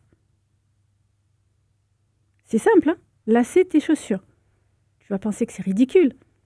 Mais c'est pour te montrer que Allah, il te dit, demande-moi dans tout. Si tu as la capacité de lasser tes chaussures, c'est parce qu'Allah t'a donné cette capacité. Et ça, on ne doit pas l'oublier, parce que le fait de respirer, manger, voir, marcher, on dit c'est des acquis. Rien n'est acquis. C'est Allah qui te le donne. Tellement dans la miséricorde d'Allah, Allah, il donne à toutes ses créatures. Même les créatures qui se rebellent contre lui, il leur donne. Il leur donne des capacités, il leur donne des biens matériaux, il donne tout. Maintenant, ce qui va faire la différence, c'est entre celui qui croit et celui qui ne croit pas. Comment est-ce que je vais être évaluée? Et c'est vrai que beaucoup pensent aussi et qui ne veulent pas demander parce qu'ils disent oui, mais Allah, il sait. Il sait ce qu'il y a dans les cœurs. Mais justement, le fait de le formuler, c'est ça, on revient à la connaissance. Nous, en fait. Et même au niveau psychologique, je pense qu'il y a quand même quelque chose qui se passe lorsqu'on émet la parole, lorsqu'on émet un son, une vibration. Il y a quelque chose qui se passe au niveau neuronal. On verbalise vraiment la demande. Parce que quand tu verbalises avec ta langue, ça touche directement le cœur. Direct. C'est pour ça que... Pardon, excuse-moi. Et c'est pour ça que quand on image le fait de demander à Allah subhanahu wa ta'ala, faire des invocations, c'est comme si on avait un verre d'eau. Imaginez un verre d'eau dans lequel on va mettre un sucre. Si tu laisses le sucre, est-ce que l'eau sera imprégnée du sucre? Non. Par contre, si on tourne la cuillère et on mélange le sucre avec l'eau va être sucrée. Ben, l'invocation, elle a le même effet. C'est-à-dire que plus tu invoques, plus ton cœur se nettoie, plus dans ton cœur se dilue la parole d'Allah. Et ça, c'est important. Oui, et puis pour revenir à l'épreuve, encore une fois, Allah subhanahu wa ta'ala ne te donnera une épreuve que ce que tu pourras supporter. C'est-à-dire qu'elle n'est pas plus grande que ce que tu pourras supporter, pas plus petite que ce que tu pourras supporter. Et puis se dire et être convaincu que dans l'épreuve, il s'agit d'un cadeau d'Allah subhanahu wa ta'ala. C'est une occasion de revenir et de dialoguer avec lui demander et être dans cette servitude d'Allah Azza wa Jal. Reconnaître que sans lui, je ne pourrais pas arriver. Je ne pourrais pas y arriver. On oublie. Des fois, on a l'impression que c'est tellement lourd. On oublie ce verset. Sabah, quand on parle j'imagine que tu es souvent confronté à ça aussi, le désespoir. C'est de se dire, voilà, j'ai essayé, de nouveau, je vis cette épreuve ou je vis certaines épreuves ou cette épreuve dure longtemps ou la maladie. Enfin, j'imagine il y a des tas de cas. Mm. Mais comment on fait quand tu es face à une personne qui est vraiment dans un désespoir où tu n'arrives même pas finalement à essayer de trouver, j'imagine, un lien ou une connexion. Ouais, Le prix du désespoir, en fait, ouais. face à l'épreuve. Oui, il y a des degrés. C'est important ce que tu dis, c'est vrai, parce que, alors déjà, en travail thérapeutique, on ne peut pas faire vraiment travail thérapeutique quand la personne, elle est en détresse absolue. C'est-à-dire qu'il n'y a aucune sécurité, il n'y a rien, il n'y a pas de stabilité. Donc déjà, la première étape, c'est de stabiliser effectivement la personne, de créer une relation de confiance, ne serait-ce que par le lien thérapeutique, donc client-thérapeute. Et après, à partir de là, on peut entamer un premier travail thérapeutique et remonter un peu aux causes ou faire des liens, etc. Mais déjà, c'est la confiance, le fait de créer un lien avec quelqu'un. Parce que le désespoir, souvent, il part de... Voilà, on se répète, c'est des choses qu'on a dit depuis tout à l'heure. Le fait, peut-être le manque de connaissances vis-à-vis de notre Créateur, d'Allah, et aussi le fait de ne se tourner vers personne, en fait, de s'isoler, de penser que on est seul face à cette épreuve, qu'on est moins bien que les autres parce que du coup, on n'arrive pas à faire preuve de résilience alors que les autres, j'ai l'impression qu'ils font preuve de résilience. C'est toute cette comparaison. Donc déjà, réussir à rassurer sur tous ces aspects-là, avant de faire... c'est très simple en fait. Il n'y a pas vraiment de gros travail à faire. C'est être dans l'écoute, d'accueillir et d'apprendre à accepter l'état dans lequel on se trouve aussi, sans se blâmer. Hana, le désespoir. Oui, Désespoir en subhanallah. tant que musulman. En tant que musulman, c'est vrai que je rencontre pas mal de sœurs qui vivent cet état-là. Et effectivement, on ne peut pas, du jour au lendemain, transformer cet état-là, pas du tout. La seule chose, en tout cas, qu'on essaie de montrer, c'est qu'on est présent. Déjà, en tant qu'humain, en tant que personne de la communauté. Je suis là pour toi. Tu peux m'appeler. Si je dois te rediriger justement vers un corps professionnel, je te dirige. Et il ne faut pas hésiter. Parce que la main d'un humain, là, tu en as besoin pour l'instant, parce que tu es dans ce process. Et puis, petit à petit, justement, réintégrer les cours. Moi, je pense que c'est quelque chose de très important. Revenir avec la aqidah, le socle de la religion, le tawhid, le la ilaha illallah. C'est quoi La ilaha illallah, c'est ne pas juste vivre.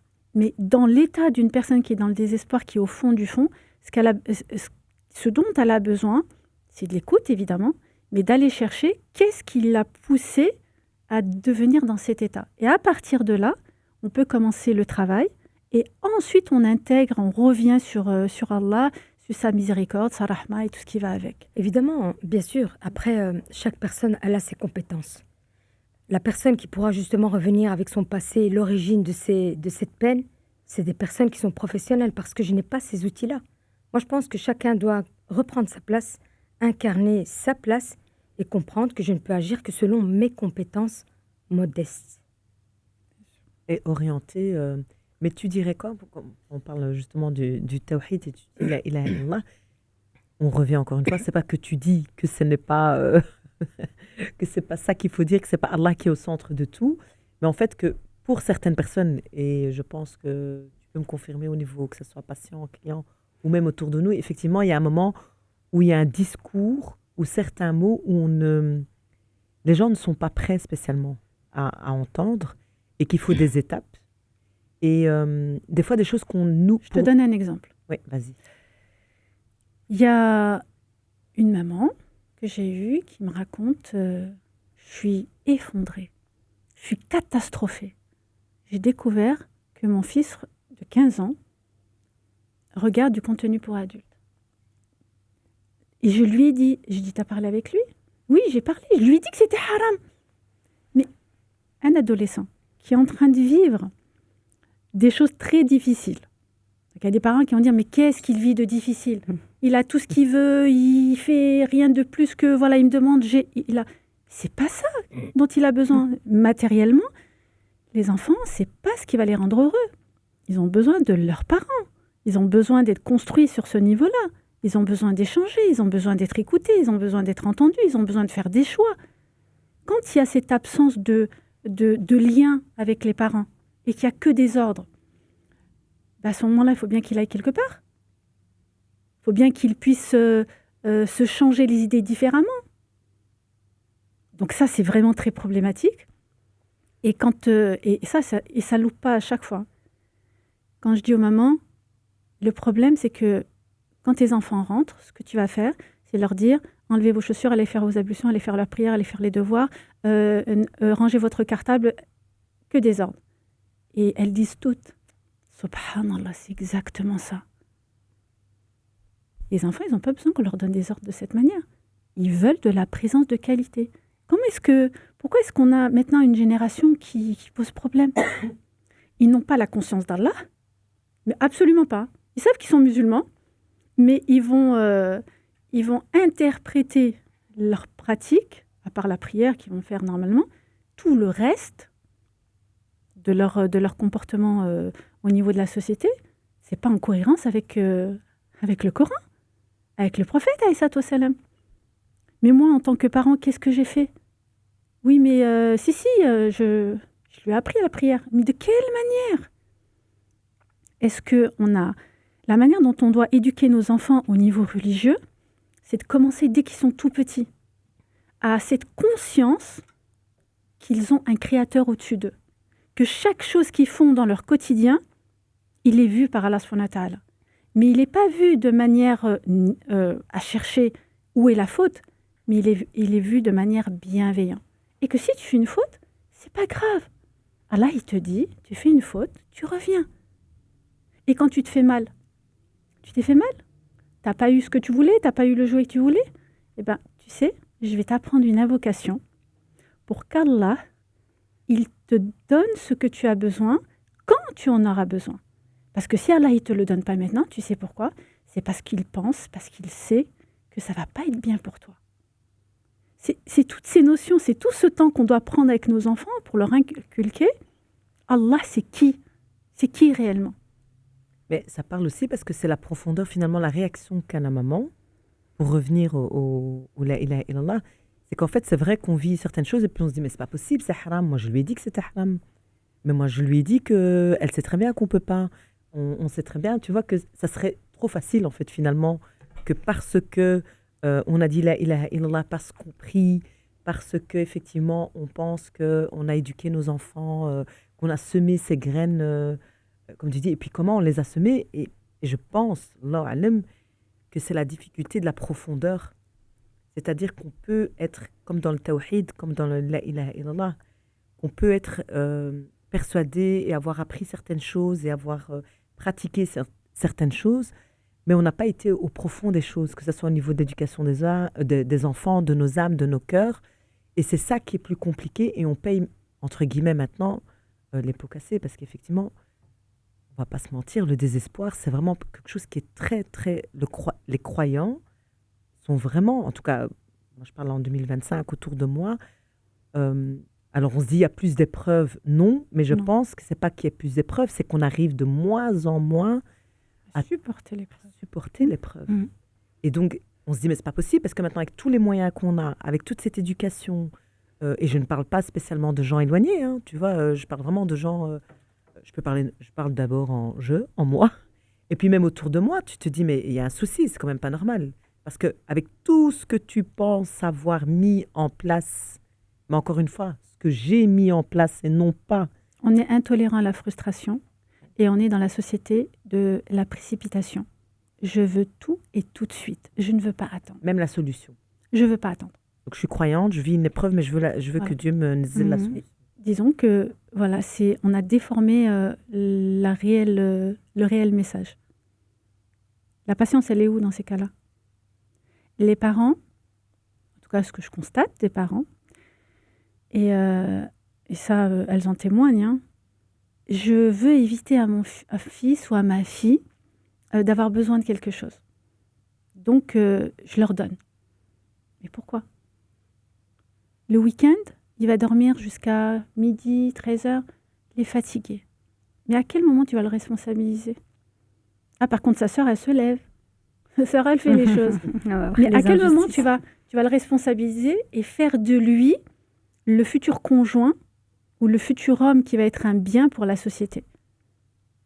En fin de compte, c'est juste des problèmes qu'ils sont en train d'éduquer. Et ça, c'est terrible.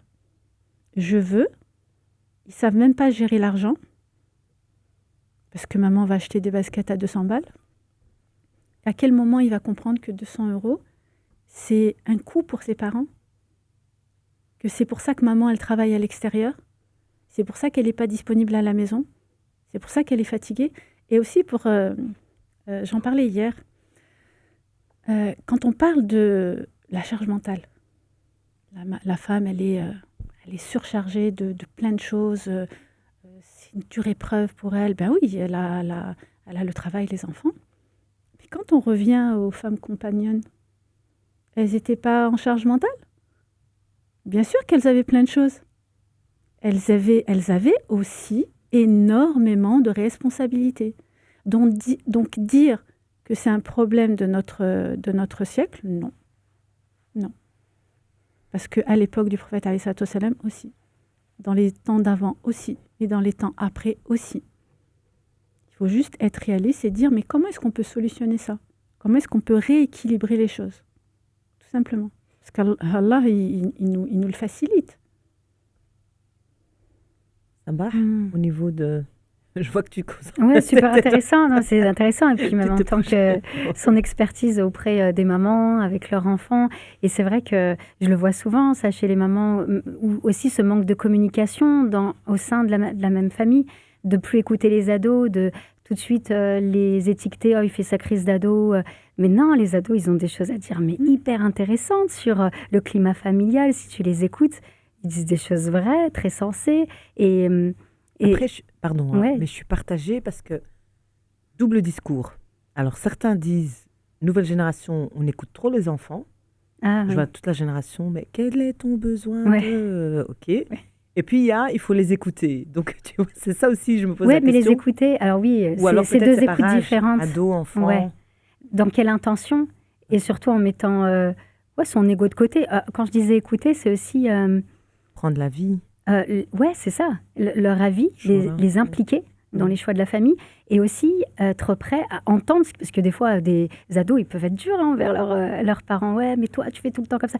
Non, c'est pas vrai, je fais pas comme ça. Enfin, c'est dur si on met pas l'ego de côté, de se dire, de réussir à se remettre en question. C'est en ça que je dis, écoutez, c'est pas forcément être toujours, on est à l'écoute des besoins de nos enfants en tant que parents, bien entendu, mais parfois, c'est pas toujours possible de répondre à tous les besoins. Et là, c'est de cadrer et de fixer des limites, et il y a des règles comme dans tout. C'est pas donner tout ce que l'enfant désire, et c'est une façon d'éduquer là aussi, du coup, ses désirs et pouvoir connaître la frustration et tolérer cette frustration. C'est très juste quand tu disais, Dalila, on est intolérant à la frustration. Et même en thérapie, on apprend à tolérer finalement, mais tolérer tout, se tolérer soi-même. Il y a des personnes qui n'aiment pas l'image qu'elles renvoient d'elles-mêmes, tolérer les émotions qu'on ressent. Ça aussi, on ne sait pas quoi en faire, surtout parfois, je ne veux pas généraliser, mais dans la communauté, on ne sait pas quoi en faire. De la tristesse, de la peur, c'est juste arrête de pleurer, avance, c'est bon, c'est pas grave, ça va passer. C'est donc apprendre à tolérer ça. Et puis du coup, oui, à tolérer les épreuves, vu qu'on parle de l'épreuve. Petite question. Quand on vit une épreuve au sein d'une famille, est-ce que, par exemple, il faut spécialement discuter avec les enfants ou, tu vois, tu vis une épreuve, est-ce qu'il faut la partager pour faire comprendre, justement, ça peut être se dire, tiens, voilà, justement, je vais expliquer c'est quoi le sabr et qu'est-ce que je vais mettre en place. Ou c'est l'éducation où il y a une épreuve et puis finalement, il y a des familles qui vivent des big épreuves et puis c'est tabou, on ne sait pas. C'est après des années qu'on comprend que à ce moment-là, il y avait telle et telle épreuve. Ne pas en parler ne fera pas disparaître l'épreuve. Ne pas en parler n'empêchera pas les enfants de vivre ce silence-là comme étant une souffrance, comme étant très violent, parce qu'on ne les considère pas quand on ne les met pas au courant. Déjà, la base des bases. Il devrait déjà y avoir dans les foyers, au moins une fois par mois, un conseil de famille. C'est important de pouvoir mettre un ordre du jour. Bon, alors on va discuter de telle ou telle chose. Imagine, on veut déménager. Mes enfants sont concernés quand même. Les enfants, on va parler, on a envie de déménager, mais on voulait avoir votre avis. Qu'est-ce que vous pensez si on déménage? Oui, mais moi, mes copains et tout, ça va être difficile. D'accord, comment est-ce qu'on peut résoudre ça? Comment est-ce qu'on peut remédier? est-ce que si on va visiter l'endroit où on va habiter, peut-être que ça va te donner une idée. On essaye de trouver des solutions. C'est la gestion. C'est la gestion de famille, tout ça. La gestion de... C'est-à-dire tu ressens, tu prends en compte ce que ressent l'autre. Ça, c'est important. Et le prophète, il l'a toujours fait. Que ce soit pour les petits, que ce soit sur les jeunes adultes. C'est important. Il s'agit juste d'adapter le discours à l'âge des enfants. Ouais. Et aussi, parce qu'il y en a qui disent, oh, on ne va pas le dire. C'est notre décision, on est les adultes, on décide et voilà. Le problème, c'est que tu es en train d'apprendre à tes jeunes adultes à devenir des adultes responsables et à faire aussi plus tard la même chose que leurs parents. S'ils voient leurs parents gérer, par exemple, leurs disputes, quand ils se disputent, ils ont une gestion saine des disputes, les enfants, ils feront pareil. Mais non, ils se font la tête chacun de leur côté, ils ne mangent plus ensemble. Non, c'est pas ça la gestion de conflits dans le couple. Donc, c'est toutes ces choses-là qu'il faut se réapproprier, c'est important. Et puis, je pense aussi, Dalila, que les non-dits peuvent être un danger au niveau familial et même au niveau de l'héritage de nos enfants. Ouais. Exprimer en tout cas et s'adapter à l'âge et à la capacité de ce qu'il peut recevoir comme information. Et de leur parler, de leur expliquer, effectivement, surtout quand il y a des épreuves qui sont vécues par toute la famille, que ce soit une séparation, la maladie d'un proche, peu importe. Il faut en parler, donner le contexte, parce que souvent on néglige, effectivement, les enfants, on gère entre adultes, mais eux, ils le vivent aussi. C'est un peu, c'est des victimes, ça peut créer des traumas comme ça, de se dire, bon, bah, il s'est passé telle chose, j'ai vu ma mère en détresse, j'ai vu mon père partir, mais j'ai pas le contexte. Je sais pas ce qui s'est passé, personne ne m'a expliqué. Et du coup, alors l'enfant, ça dépend à quel âge, mais quand on parle d'un petit enfant, souvent il est égocentré, donc il pense qu'il est responsable de certaines choses. Et là aussi, c'est problématique. Donc le fait de lui parler et de lui offrir cet espace de parole, c'est important. Et même adulte, c'est un truc qui me vient en tête par rapport à la maladie et la mort. Alors souvent, non, mais j'ai quelques cas comme ça, où je sais pas, où si ça vous parle aussi dans les familles, où il y a quelque chose de hyper tabou dans l'épreuve de la maladie. À un moment donné, quand on dit à la personne, elle arrive en soins palliatifs, ou même avant, qu'on lui dit, bah, écoute, on l'aime, mais voilà, le docteur prend en charge et dit, bah, voilà, en tout cas, voilà, telle personne, même s'il ne dit pas en jour ou en semaine, mais voilà. Le pronostic est engagé. Voilà, le pronostic est très engagé. Et alors, c'est effarant parce que tu te retrouves avec des personnes croyantes, qui, c'est tabou, cette épreuve-là, ok, mais il ne faut pas dire que... Limite, il ne faut pas le dire des fois aux frères et sœurs. Des fois, j'ai déjà eu le cas d'épouses qui ne veulent pas le dire à leurs enfants, ou vraiment les proches. Non, il ne faut pas le dire aux tantes et tout. Ils viennent et tu remets tout. Et subhanallah, vraiment, ça rebondit parce que tu te dis, mais telle personne, tu la vois, elle te dit, oui, alhamdoulilah, je suis dans le tawakkul, elle prie, tu vois, en théorie. Ça, c'est l'expression de ce qu'il y a au fond d'elle-même. Moi, j'ai dit, mais enfin, mais la mort, ça veut dire quoi, en fait? Il va mourir, c'est pas comme si c'était une surprise. Ce que je crains le plus pour vous, c'est l'amour de ce bas monde et la peur de la mort. C'est simple que ça, la peur de la mort. La peur de la mort, c'est plus... on l'a hérité de la tradition chrétienne. Tellement, quand moi, ma mère, la yarhamha, quand il y avait juste le mot accident qui était dit dans une phrase, la hystère. S'il y avait le mot mort, fallait pas parler ni d'accident, ni de maladie, ni rien du tout. La peur de la mort. La peur de la fin. Parce qu'il n'y a rien après. C'est terrible. Ouais. Oui, et c'est vraiment, ça rejoint le sens de... Enfin, voilà, comprendre le tawakkul et le sens de l'épreuve. Finalement, en plus de ça, c'est pas une surprise. Déjà, c'est quelque chose d'assez général. Mais en même temps, vivre l'épreuve, c'est aussi oser dire, comme tu dis, mais pas que les enfants. C'est pour ça que ça me parlait. C'est que vraiment, même en tant qu'adulte... Oui, c'est tabou. Et même alors, la maladie, effectivement, et même la mort. C'est-à-dire que quand il y a un proche qui décède, eh ben, est-ce qu'on parle de ce proche-là? Est-ce qu'on parle de chacun, comment il le vit? C'est un peu, parfois, je ne sais pas chez toutes les familles, mais beaucoup où on esquive le sujet parce qu'on a peur de réveiller une douleur chez quelqu'un, on anticipe un petit peu, voilà, c'est la peur de faire de la peine à l'autre.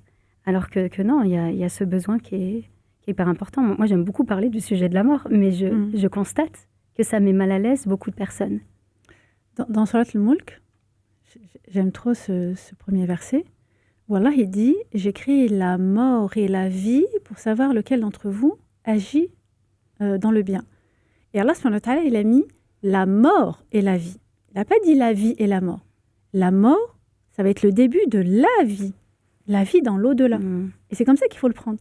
Parce que cette vie-là, elle ne vaut rien. Elle est absolument rien du tout. Elle commence avec la mort pour la vie qu'on va avoir dans l'au-delà. Quand on a compris ça, on devient beaucoup plus vigilant. Et on prend les choses qui viennent à nous d'une manière différente. Quand on nous dit, certes, avec la difficulté vient la facilité. Hana, qu'est-ce que tu peux nous dire par rapport à ce verset coranique? Dans le sens de l'épreuve. Alors pour moi, il y a déjà une facilité. Parce que, vous savez, il y a 90 passages où Allah subhanahu wa ta'ala te promet de belles choses et de te donner. Autrement dit, sous la forme d'Ar-Razzaq. Il y a un seul verset où Shaitan va venir nous insuffler cette peur de la diminution des biens. Donc, ce seul verset, on a plutôt cette tendance à s'accrocher à ce verset-là. Voir le verre à moitié vide plutôt qu'à moitié plein.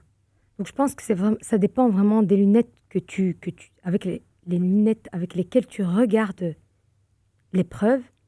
Et tu vas voir qu'il y a une certaine facilité qui est accompagnée dans cette épreuve, puisqu'il t'a retiré juste un peu. Pour rebondir avec ce que tu dis, dans la difficulté, il y a certes une facilité. C'est-à-dire qu'à côté de la difficulté, il y a la facilité. Sauf que nous, on est plongé dans notre difficulté et on ne voit pas toute la facilité qu'il y a autour. C'est pour ça qu'on doit prendre de la distance, voir la problématique et voir tous les à côté qui sont positifs. Et les à côté qui sont positifs, il y en a énormément. Et c'est ça qui va te permettre de comprendre que oui, dans la difficulté, il y a une facilité en même temps. Et pas après, parce que c'est pas vrai que souvent on après, dit après, alors qu'en fait c'est avec. C'est vraiment en même temps. Et c'est ça qu'on doit détecter. Ça marche? Tu veux repréciser? Oui, non, mais j'aurais dit à peu près, mais tu l'as très bien dit. Oui, avec, et c'est vrai que quand on est pris... Tout à l'heure, j'utilisais la métaphore de la tempête quand on est dans l'épreuve, où effectivement, il y a très peu de visibilité, et on est, comme l'expression le dit, la tête dans le guidon, en fait. On ne voit pas ce qui est à côté, et on ne voit pas ce que... Voilà, on ne perçoit pas la sagesse d'Allah à ce moment-là. Mais effectivement, quand on arrive à avoir un recul suffisant, à pas être uniquement dans l'émotionnel, mais arrive à avoir un minimum, prendre un peu de hauteur, là, on peut percevoir. Mais c'est vrai que ça demande beaucoup d'entraînement et de l'endurance. Et aussi, en parlant de ça, il y a aussi quand je pense que tu as cité le verset qui dit « La taqnat min rahmatillah », la rahma d'Allah. Donc, Hana, quand on parle de cette miséricorde, cette rahma d'Allah, est-ce qu'elle est bien définie? Est-ce que tu peux nous la définir? Alors, brièvement et en quelques mots, Allah subhanahu wa ta'ala se présente comme Ar-Rahman Ar-Rahim. Ar-Rahman, qui est d'ordre général, Aham. Ar-Rahim, qui est khas, qui est particulière et qui est destinée avec toute sa création à ceux qui croient en Allah subhanahu wa ta'ala. Une rahma qui va dépasser la dunya, qu'on va retrouver dans l'au-delà. Ar-Rahman Ar-Rahim, c'est un ensemble de mots que je ne pourrais exprimer parce qu'on ne peut pas cantonner Allah subhanahu wa ta'ala à une petite signification parce qu'il est illimité. Il ne connaît ni début ni fin. La rahma d'Allah subhanahu wa ta'ala, c'est cette miséricorde qu'il nous octroie à toute sa création. Et pas une seule personne ne la recevra pas. Même si justement elle va pécher ou elle ne rentrera pas dans la voie d'Allah subhanahu wa ta'ala, mais Allah subhanahu wa ta'ala se nomme Ar-Rahman pour toute sa création. Je veux rajouter entre le fait de ne désespère pas. Ne désespère pas. Ne désespère pas de la miséricorde d'Allah, en sachant que il y en a qui vont dire, quand tu désespères, un croyant ne peut pas désespérer. Si tu es dans le désespoir, c'est que tu as un manque de foi. C'est vraiment méconnaître la structure de l'être humain.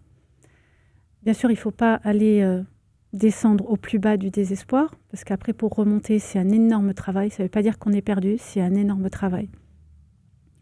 Prendre conscience de la miséricorde d'Allah, comme tu l'as dit, Hannah. Le prophète, alayhi salatu wassalam, il nous dit que Allah a créé 100 miséricordes. Une qu'il a distribuée à toutes ses créatures. Toutes ses créatures. Et les 99 autres, elles sont auprès de lui. Alors, on compare la miséricorde d'un être humain à un autre en prenant l'exemple de la mère avec son enfant. Rien que ça montre à quel point il y a de la bienveillance, il y a de la protection, il y a de l'amour. Alors, imaginons les 99 miséricordes auprès d'Allah subhanahu wa ta'ala. C'est pour ça qu'Allah, il peut d'un seul coup te pardonner tout ce que tu as fait. Tout ce que tu as fait. Parce que tu as eu une action. Tu as été rebelle toute ta vie auprès d'Allah subhanahu wa ta'ala et tu fais une action. Des gens de bien, des gens du paradis, et Allah subhanahu wa ta'ala, il te pardonne tout. Et ça, c'est un travail du cœur. Ça, c'est un travail du cœur. Quand il y a ces moments de silence. Lourdeur, Ouais. mais alhamdoulilah. Alhamdoulilah. Alhamdoulilah. L'épreuve est une purification. Mm. L'image qu'on pourrait donner dans cette purification, c'est si on compare le processus de purification de l'or, il doit être vraiment...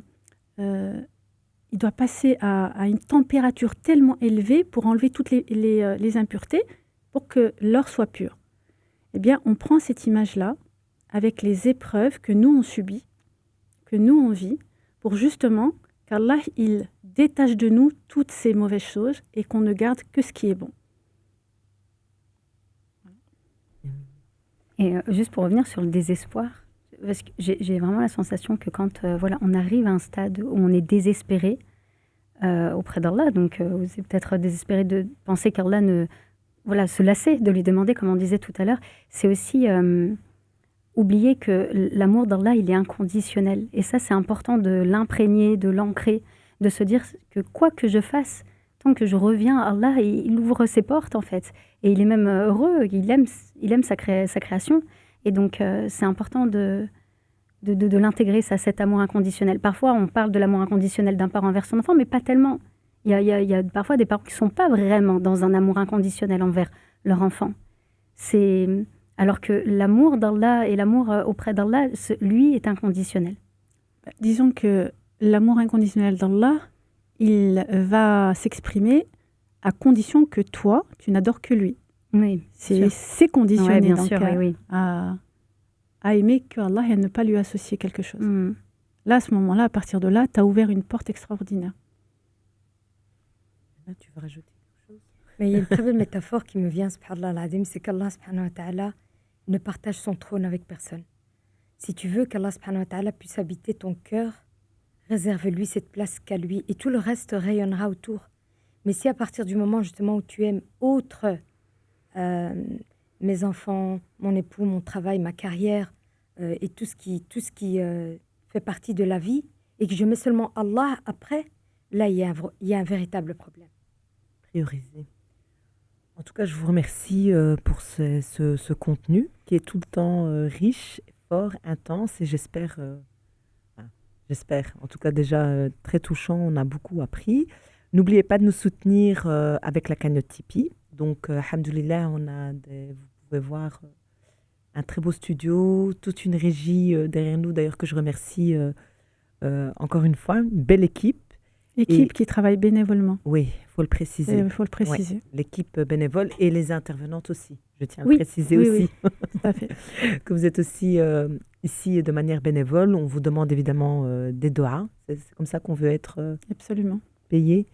Mais soutenez-nous, c'est une belle sadaqa. La cagnotte Tipeee, n'hésitez pas, vous allez les retrouver en lien. Et alors avant le petit livre, qu'est-ce que tu pourrais dire, Sabah, à une personne qui serait en train de vivre une épreuve.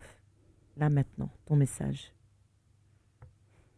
C'est beaucoup de responsabilité, là. Ça met la pression. De manière spontanée, de manière spontanée. spontanée, concise. D'accepter cet état de vulnérabilité.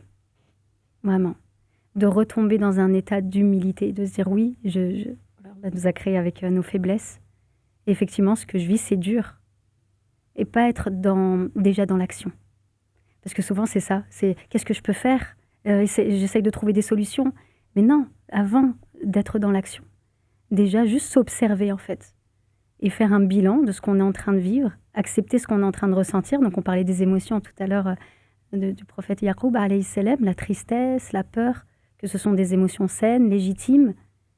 Et ensuite, évidemment, de s'en remettre à Allah et d'utiliser aussi d'autres ressources qu'Allah. Donc, de ne pas rester seul, en fait, dans son épreuve. Barakallahu fik. On fait quel baraka. Hana, Alors c'est très marrant hein, parce que, subhanallah al-azim, j'ai rencontré une sœur que j'avais croisée il y a quelques années et qui était dans un moment de désarroi total. Elle était en train de vivre un divorce, vente de la maison et puis garde alternée, une nouvelle réorganisation. Et alors ce jour-là, elle me rencontre par hasard et elle me demande de faire un petit bout de chemin et elle me rapporte justement ce qu'elle est en train de vivre. Et puis je lui dis, mais tu sais, Allah t'aime. Au moment même, elle ne l'a pas compris. Elle ne l'a absolument pas compris et d'ailleurs, elle a trouvé ça assez réducteur. Quelques années après, walhamdulillah, c'est les épreuves qu'elle a pu traverser justement, à travers ce divorce, ça lui a permis de changer de travail, ça lui a permis de voyager et même d'être auprès des nécessiteux, puisqu'aujourd'hui, elle a sa propre ASBL avec laquelle elle récolte des fonds pour les enfants africains. Oui, Allah t'aime. Tout simplement. barakallahu fik. Dalila, Alors moi, c'est un message que j'ai envie d'envoyer à tout le monde. Quelle que soit l'épreuve que tu vis, quelle que soit la difficulté dans laquelle tu es, il y a une chose que tu ne dois jamais lâcher, mais vraiment jamais, quelle que soit la difficulté, c'est ta prière. Salat, jamais. Même si c'est lourd, même si tu traînes des pieds, même si c'est un fardeau pour toi, tu fais la prière, tu ne coupes jamais le lien avec Allah. Et n'oublie pas, Allah t'aime avant que toi tu l'aimes. On lâche le micro. Non. Non, il y a la pas minute. encore. Il y a la minute du livre. Ouais. Qu'est-ce que tu as ramené comme livre? Qu'est-ce Alors que tu moi, nous as ramené, Sabah? On a beaucoup parlé, on a beaucoup dit depuis tout à l'heure qu'il faut être dans cette quête de savoir, de connaissance et d'apprendre à connaître son créateur, d'apprendre à connaître Allah. Et ça passe en dehors du Coran par les différents noms d'Allah. Et celui-ci, je l'aime beaucoup parce que j'en ai lu beaucoup des livres sur les noms d'Allah et certains sont difficiles à lire parce qu'on analyse la base grammatique, enfin le radical du mot, etc., les racines et tout ça. Et donc, ça peut être lourd parfois dans la lecture. Mais là, celui-ci, vraiment, il est accessible à tout le monde, même si c'est des personnes qui n'ont pas l'habitude de lire. Et ce qui est très intéressant, c'est que, alors, il se réfère au Coran à chaque fois. Donc, combien de fois ce nom d'Allah est répété dans le Coran? À quel passage? À quel autre nom est-il associé? Et quelle est la signification? Et comment? Et des fois, juste d'ouvrir une page au hasard comme ça, et tomber, moi j'aime beaucoup le nom Al-Wakil, hein, je l'ai même dans le marque-page, mais ça nous parle, il n'y a pas de hasard, ça nous parle dans l'épreuve peut-être qu'on est en train de vivre dans le moment. En tout cas, moi, dans les épreuves que j'ai moi-même traversées, de lire les noms d'Allah, ça m'a beaucoup aidée. Est-ce que tu peux le montrer face à la caméra? Oui, bien sûr. L'auteur Mohamed Zoubair Jami, de Avec Al-Bayina. Merci, barakallahu Avec fik. plaisir. Hana, tu nous as ramené un livre? Alors c'est marrant, hein. C'est juste la continuité. Les noms d'Allah subhanahu wa ta'ala. Connecté. De Mohamed al-Sha'rawi. Alors effectivement, on ne peut pas comprendre le sens de l'épreuve sans savoir qui te l'envoie. Et revenir aux attributs d'Allah subhanahu wa ta'ala, tu vas comprendre que ton épreuve, elle se caractérise à travers ses attributs.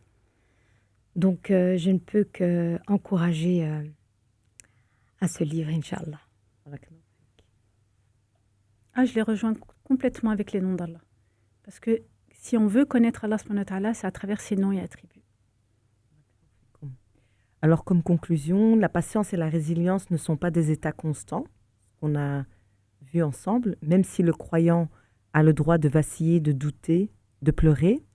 Ce qui compte, c'est de continuer à revenir vers Allah encore et encore, même quand le cœur est lourd, parce qu'il voit nos luttes silencieuses, nos efforts pour rester debout. La foi ne supprime pas la douleur, elle lui donne un sens. Oh Allah, accorde-nous la patience quand tout devient difficulté. Apaise nos cœurs quand la tristesse nous envahit. Ne nous laisse pas seuls face à nos faiblesses, mais enveloppe-nous de ta rahma et de ta sagesse. Amin. Barakallahu fikum.